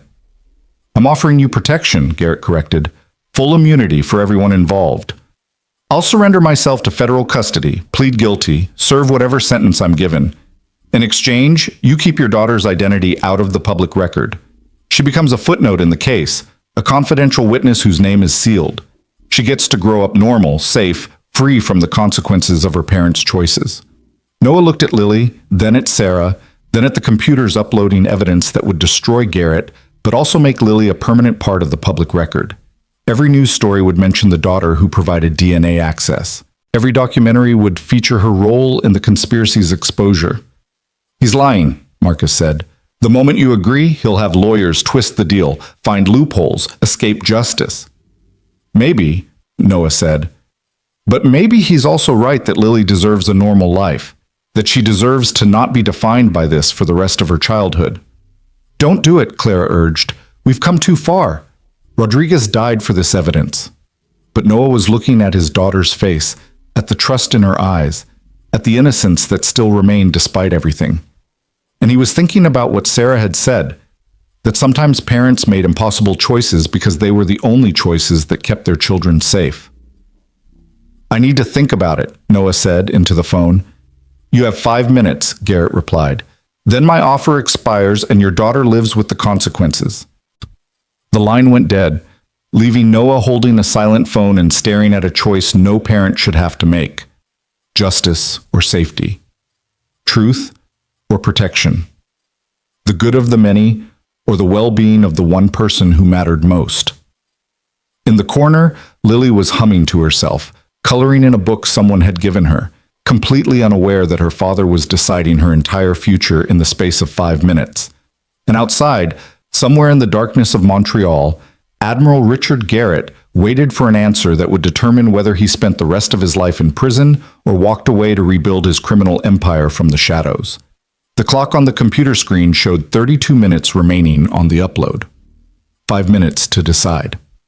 And somewhere, Rodriguez's sacrifice was either about to be honored or rendered meaningless by a father's desperate need to protect his child from a world that had already hurt her too much. Noah stood frozen, the weight of Garrett's ultimatum pressing down on him like physical force.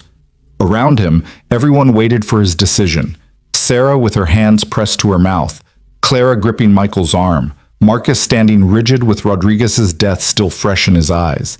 And in the corner, Lily hummed softly to herself, coloring a picture of a house with a family standing in front of it, oblivious to the fact that her father held her entire future in his trembling hands. Noah.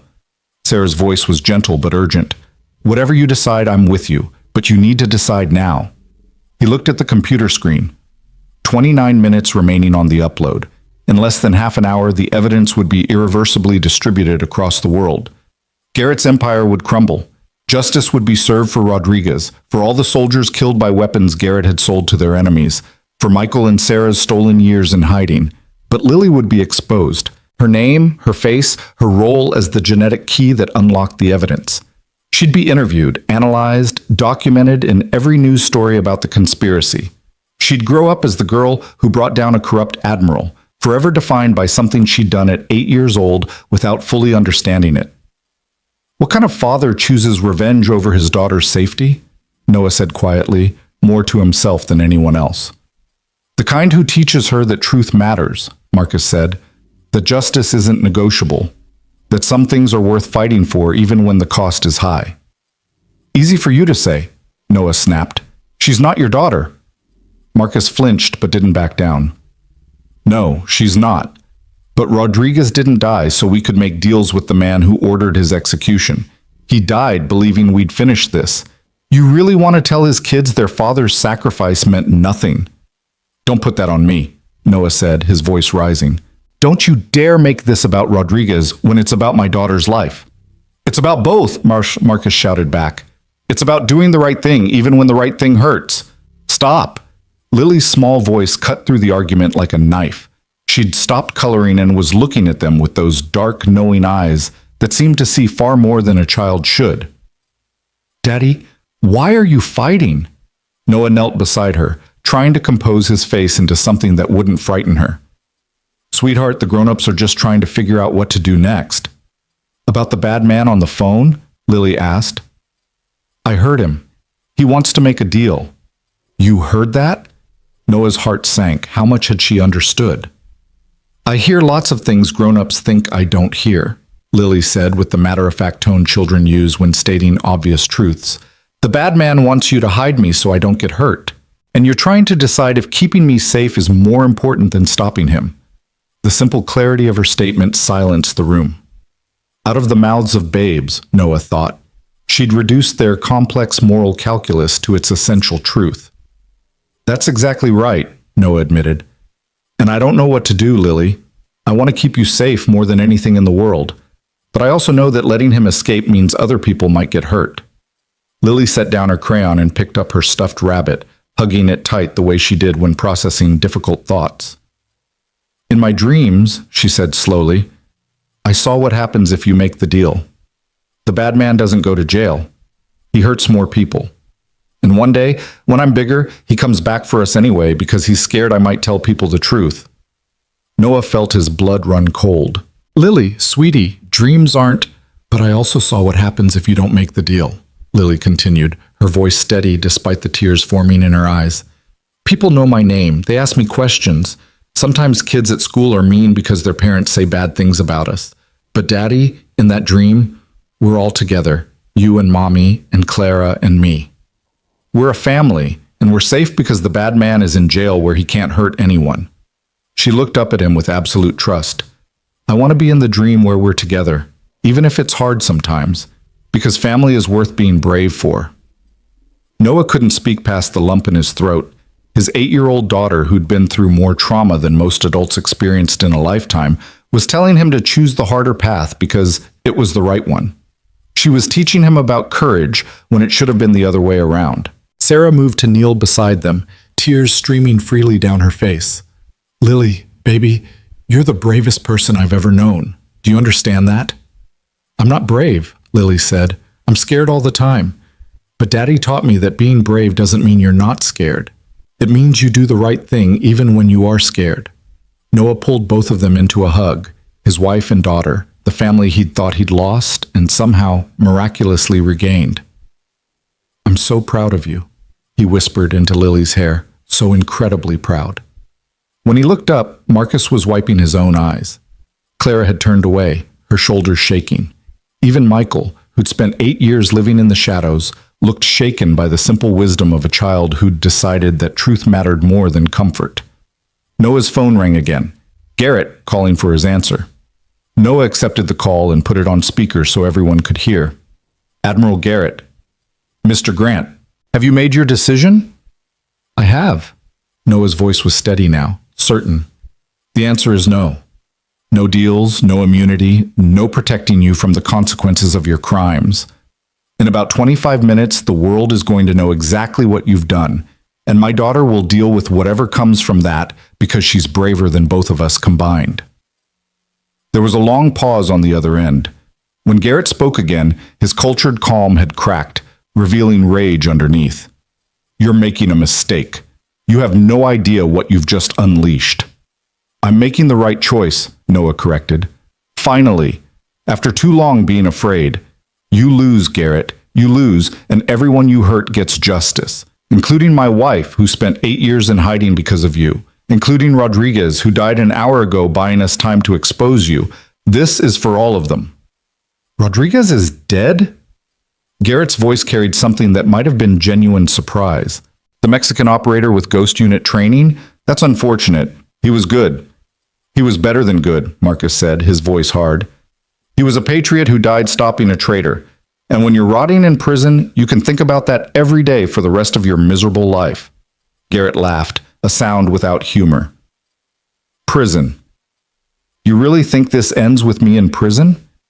Mr. Grant, I have friends in places you can't imagine. I have leverage on senators, judges, agency directors. This evidence will create a scandal, yes. There will be investigations and hearings, but I'll negotiate a deal, serve minimal time in a comfortable facility, and be back in operation within 5 years. Maybe, Noah admitted, or maybe the video evidence of you accepting bribes and ordering assassinations will be so damning that even your powerful friends can't save you. Either way, you're finished doing this particular evil. That's good enough for me. Then I suppose we have nothing more to discuss, Garrett said coldly. Enjoy your brief moment of victory, Mr. Grant. I promise you, it won't last long. The line went dead. For a moment, no one moved. Then Clara exhaled shakily and said, Did we really just tell a corrupt admiral with unlimited resources to go to hell? Yes, Noah said simply. And it felt amazing. Sarah laughed, the sound breaking through tension like sunlight through storm clouds. We did it. Oh my God, we actually did it. But Marcus was at the window, his expression grim. We're not done yet. Garrett knows where we are generally, knows we're in Montreal. He'll send everything he has to stop that upload before it completes. As if summoning trouble through prophecy, their host came running down the basement stairs, his face pale. We've got vehicles surrounding the block. At least 6, maybe more. Professional operators moving into position. Ghost unit, Marcus said. They're going to hit us hard and fast, try to destroy the computers before the upload finishes. How much time do we have left? 22 minutes, Michael reported, watching the progress bar creep forward with agonizing slowness. Can we speed it up? Clara asked. Not without corrupting the files. We just have to hold them off. Michael looked around at their small group. How many weapons do we have? Marcus did a quick inventory. I've got a sidearm and 2 magazines. Noah has his pistol. That's it. Against a dozen ghost unit operators with automatic weapons and body armor. Then we can't fight them, Sarah said. We have to run, take the evidence to another location, finish the upload somewhere else. There's no time, their host said. They're already in position. The moment anyone steps outside, they'll be cut down. Noah looked at Lily, who was watching the adults with growing fear. Her earlier courage giving way to the natural terror of a child who understood danger was close. He couldn't put her in a firefight. He couldn't ask her to be brave one more time when she'd already been so much braver than anyone should have to be. I'll surrender, Noah said suddenly. I'll go out there. Tell them I'll give them the evidence in exchange for everyone else's safety. It'll buy us time. They'll kill you the moment you step outside, Marcus said flatly. Garrett's past the point of negotiation. This is elimination now. Then what do you suggest? Noah demanded. Because I'm not sitting here waiting for them to breach this house and shoot it out in front of my daughter. Neither am I, Marcus said, but going out there is suicide. Before anyone could respond, Clara's phone rang. She looked at the screen and her eyes went wide. It's Director Cordova, she answered on speaker. Cordova's voice came through, strained and urgent. Clara, where are you? Safe house in eastern Montreal, but we're surrounded by Ghost Unit. Garrett's making his final play. I know. I've been monitoring police frequencies, but Clara, you need to hold on for exactly 18 more minutes. Can you do that? What happens in 18 minutes? Clara asked. I've been coordinating with the FBI director, the Attorney General, and Canadian Federal Police. The moment I confirmed you'd access the full evidence, I triggered a multi-agency response. There are federal agents, Royal Canadian Mounted Police, and Canadian military assets converging on your location right now. They'll be there in 18 minutes. 18 minutes, Marcus repeated. We can work with 18 minutes. Thank you, Director. Don't thank me yet. Just stay alive. And Noah? Cordova's voice softened. Rodriguez's family will be taken care of. I promise you that. The call ended. Marcus was already moving, checking sight lines from windows, identifying fields of fire. Okay, new plan. We fortify this position and hold for 18 minutes.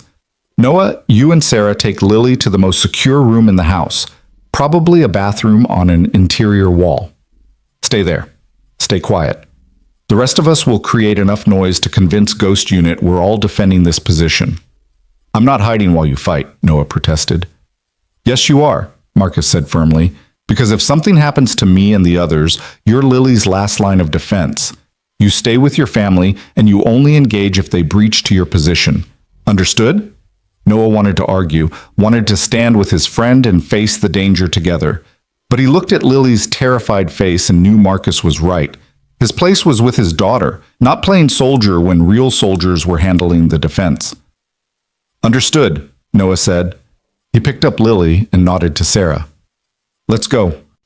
They found a bathroom on the second floor, small and windowless, about as defensible as any location in a civilian house could be. Noah positioned them in the bathtub. Sarah and Lily curled together while he crouched by the door with his pistol, ready to defend them if it came to that. I'm scared, Daddy, Lily whispered.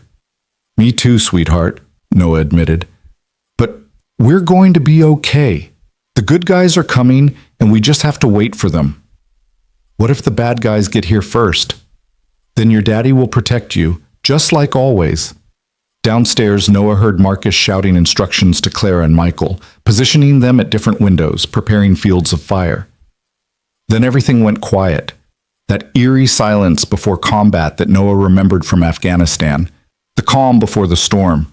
The first shot shattered the silence like breaking glass. Then came the answering fire from inside the house. And suddenly the world was explosions of sound and fury. Noah pressed his hands over Lily's ears, trying to muffle the terrifying sounds of warfare happening one floor below. Sarah, no matter what happens, you keep Lily safe, Noah said urgently. If they breach this bathroom, you take her out that window, down the roof, run, and don't look back. Noah, don't. Promise me. His voice was harder than he intended. Promise me you'll save our daughter even if it means leaving me behind. Sarah's face crumpled, but she nodded. I promise. But you better not die on us again. Lily couldn't handle losing you after just getting me back. Not planning on it, Noah said, trying to smile. I've got too much to live for. The gunfire intensified. Noah heard Marcus shouting commands, heard the distinctive crack of his pistol firing in controlled bursts. Then came a sound that made his blood freeze, the heavy thump of a breaching charge, followed by Ghost Unit operators storming into the house. Contact inside, Marcus yelled. Second floor, they're in the house. Noah gripped his pistol tighter. If they reached this bathroom, if they got past Marcus and the others, he'd have one chance to stop them before they could hurt his family. He'd make that chance count. Boots pounded on the stairs. Someone was coming up, moving fast. Noah positioned himself beside the door, ready to ambush whoever came through. The footsteps grew closer, stopping right outside the bathroom. The door exploded inward, and Noah fired without thinking, 2 rounds center mass. The Ghost Unit operator went down, but there was another behind him. Noah fired again, heard Sarah screaming, felt something burn across his left arm as a bullet grazed him. But he kept firing, kept pressing forward, refusing to let them reach Lily. The second operator fell, and Noah kicked their weapons away, then slammed the door and dragged a cabinet in front of it as a barricade. Daddy, you're bleeding! Lily's voice was high with panic. Noah looked at his arm. The wound was superficial, more burn than penetration. I'm okay, baby, just a scratch. But downstairs, the sound of gunfire had intensified to a level that suggested Marcus and the others were being overrun. Ghost Unit had numbers and firepower, and 18 minutes was starting to feel like an eternity. Then, cutting through the chaos, came a new sound, sirens. Multiple sirens, growing louder, converging on their location from all directions. Through the bathroom's small ventilation window, Noah could see flashing lights painting the night in red and blue. Federal agents, a voice boomed through a megaphone. Drop your weapons and surrender immediately. The gunfire from outside the house faltered, then stopped. Noah heard confused shouts from the Ghost Unit operators, heard them trying to coordinate a response to this new threat. But they were caught between the house defenders and federal agents, boxed in with nowhere to go.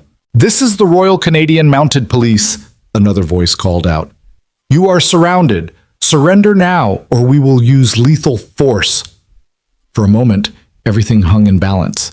Then Noah heard weapons clattering to the ground, heard operators calling out surrender, heard Marcus whooping with relief from somewhere downstairs.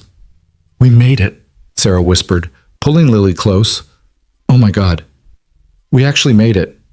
Noah slumped against the bathroom wall, his arm throbbing, but the rest of him flooding with relief so intense it was almost painful. They'd survived. Against impossible odds, against professional killers and corrupt officials, and a conspiracy that had claimed too many lives already, they'd survived. He pulled out his phone and checked the computer upload status. 3 minutes remaining. By the time federal agents finished securing the scene and entered the house, the evidence would be irreversibly distributed. Garrett's operation would be finished, his network exposed, his years of treason laid bare for the world to see. They'd won.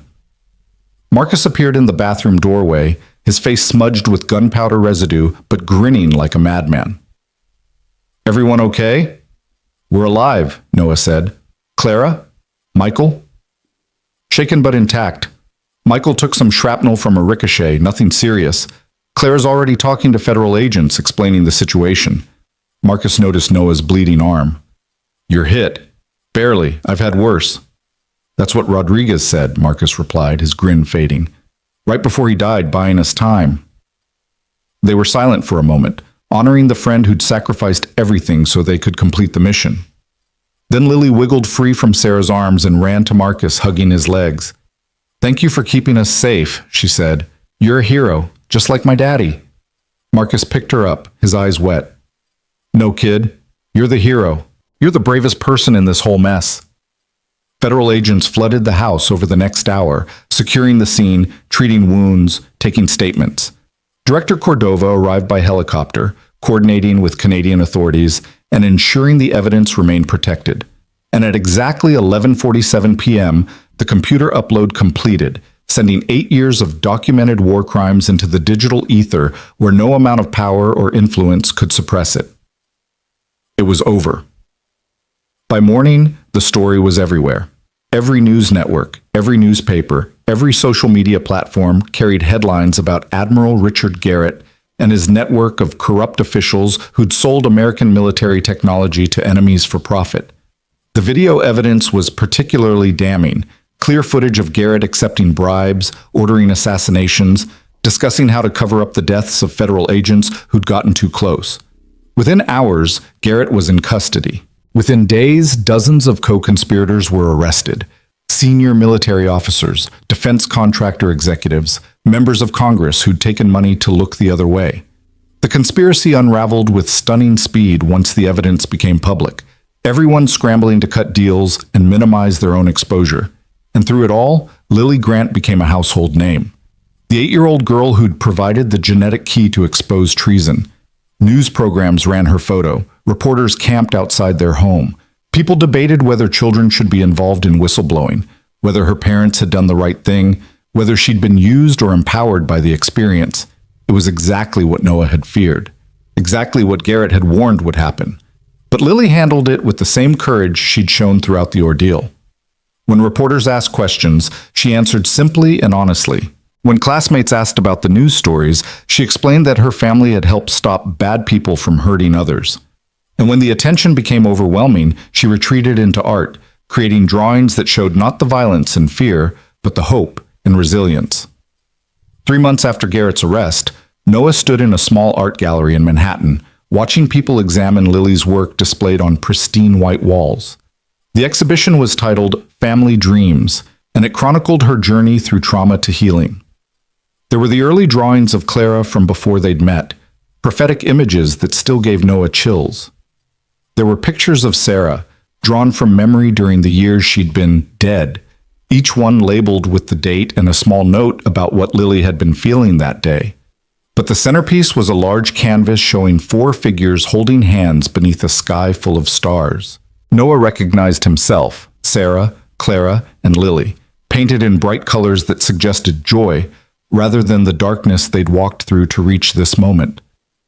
"She calls it family dreams," Clara said, appearing beside Noah, "because she doesn't have to dream about us anymore. We're real now." "That we are," Noah agreed. He looked at his sister-in-law, who'd become such an integral part of their lives over the past months. After everything settled, Clara had moved closer to them, buying a house 3 blocks away so she could be present in Lily's life. She came to school plays and birthday parties, taught Lily about engineering and business, filled the role of aunt with the devotion of someone making up for lost time. Sarah joined them, slipping her hand into Noah's. They'd spent the past 3 months in intensive therapy, rebuilding trust, learning how to be married to each other again after years of separation and deception. It wasn't easy. Some wounds took more than love to heal, but they were trying, taking it day by day, because they both agreed Lily deserved to see her parents working together, even when it was hard. "She's something special, isn't she?" Sarah said, watching Lily across the gallery as she explained one of her paintings to an art critic. "Most kids would have been destroyed by what she went through, but she's used it to create beauty." "She gets that from you," Noah said, "the ability to find light in dark places." "She gets it from both of us," Sarah corrected. "Your courage, my resilience, and something entirely her own that neither of us can take credit for." Marcus appeared with drinks, having appointed himself the family's unofficial security despite no longer being formally employed as such.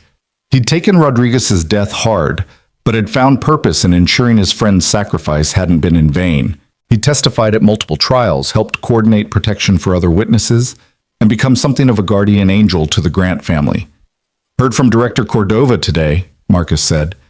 "Garrett's trial is set to begin next month. Prosecution is confident he'll get life without parole." "Good," Noah said simply.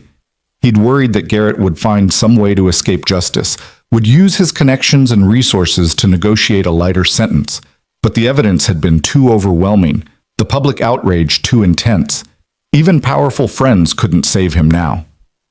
"She also said the Justice Department wants to give Lily a civilian commendation," Marcus continued.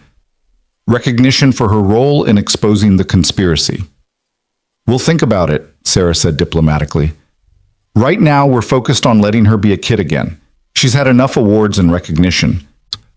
As if hearing her name, Lily broke away from the art critic and ran over to them, her face flushed with excitement. "Daddy, someone just bought the painting of our house. They said they want to put it in a museum." "That's wonderful, sweetheart," Noah said, hugging her. "I'm so proud of you." "Can we celebrate with ice cream?" Lily asked, hopefully. "Absolutely," Sarah said. "Triple scoop sundaes for everyone." "Even Clara?" Lily asked. Clara laughed. "Even me, though I might need help eating it all." "I'll help," Lily volunteered. Then she looked around at all the adults in her life with an expression of such pure contentment that Noah felt his throat tighten. "This is what I drew in my dreams," she said softly. "All of us together, happy and safe. I knew it would come true if we were brave enough." "You were right," Noah said. "You were right about everything." They left the gallery together, this family that had been broken and reformed, that had walked through fire and emerged scarred but whole.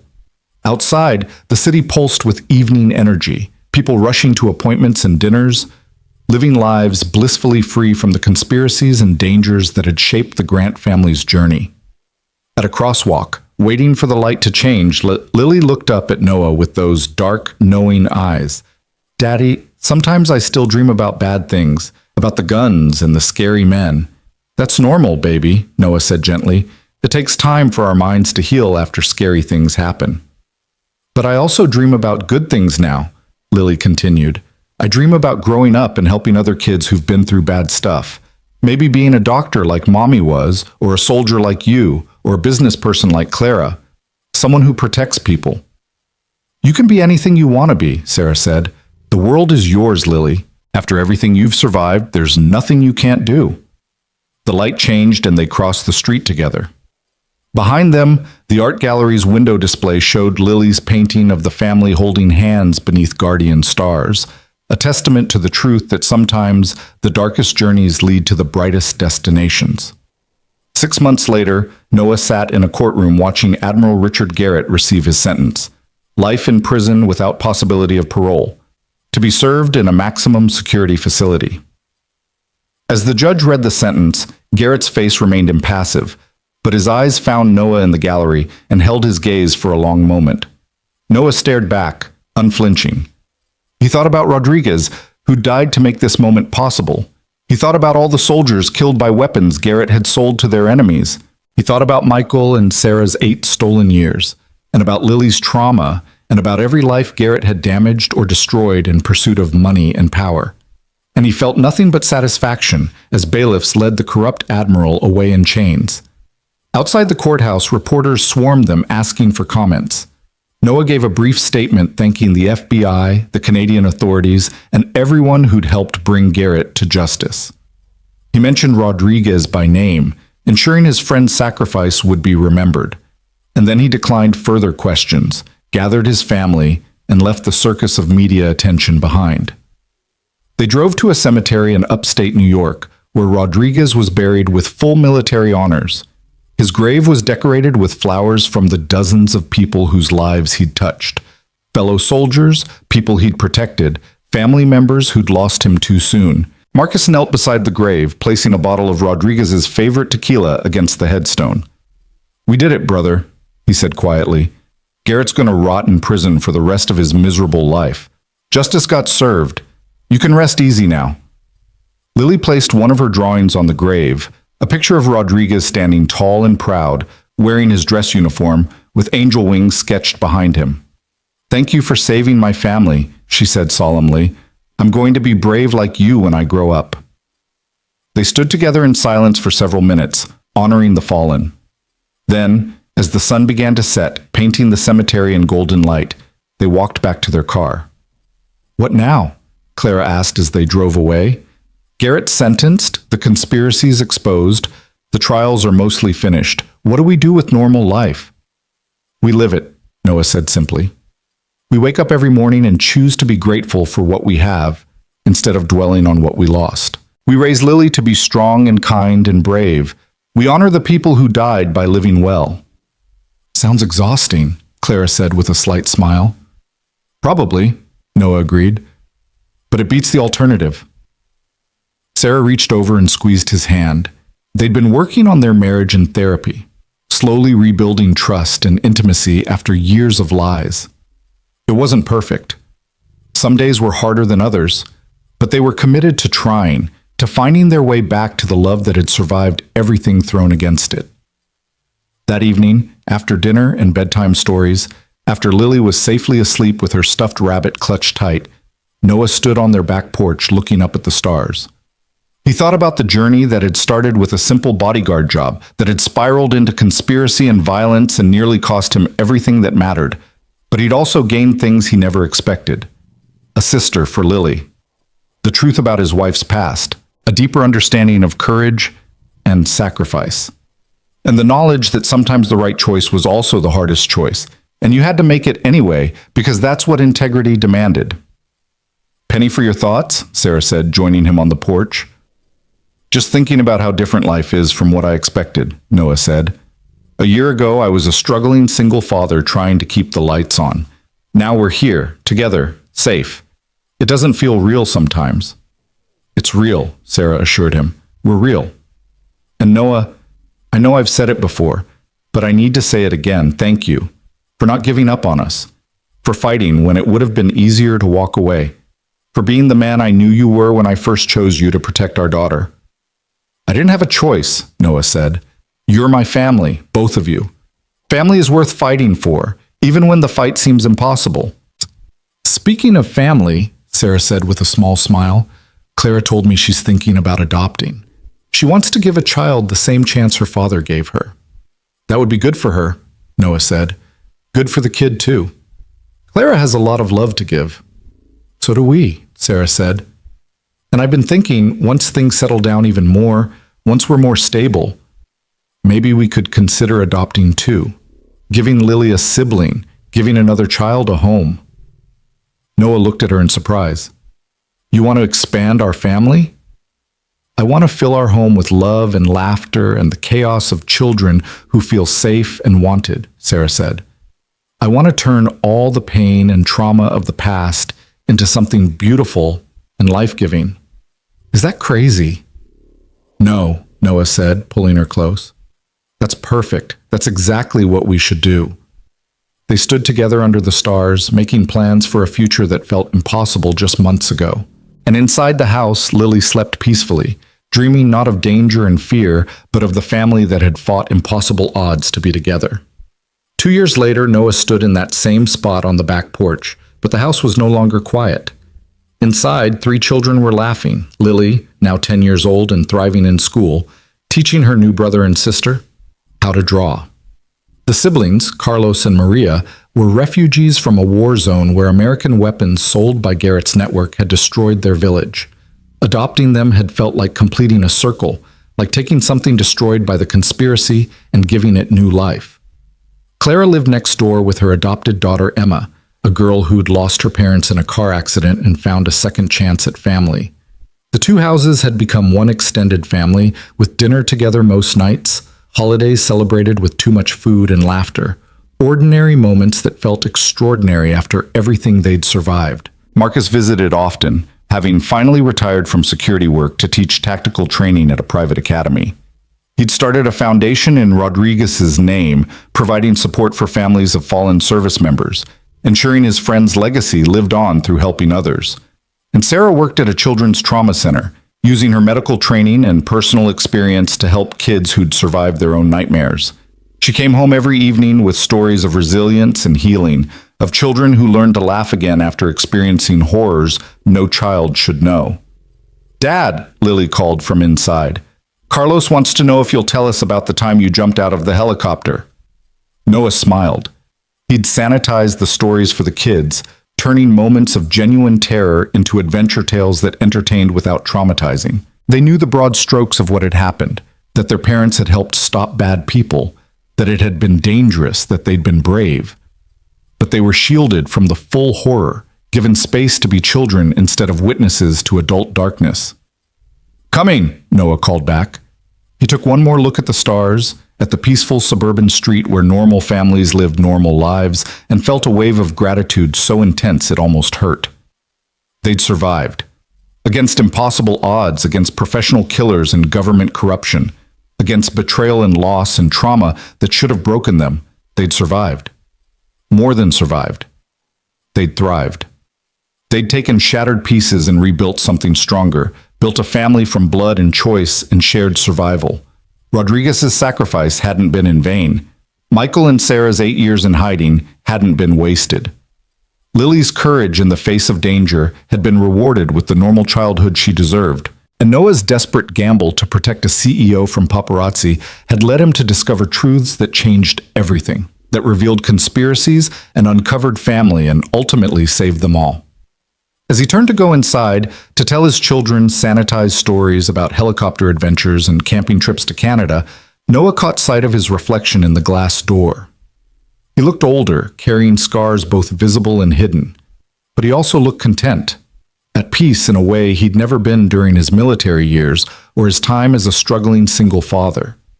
Because he'd learned the most important lesson of all, that sometimes protection wasn't about armor or weapons or tactical planning.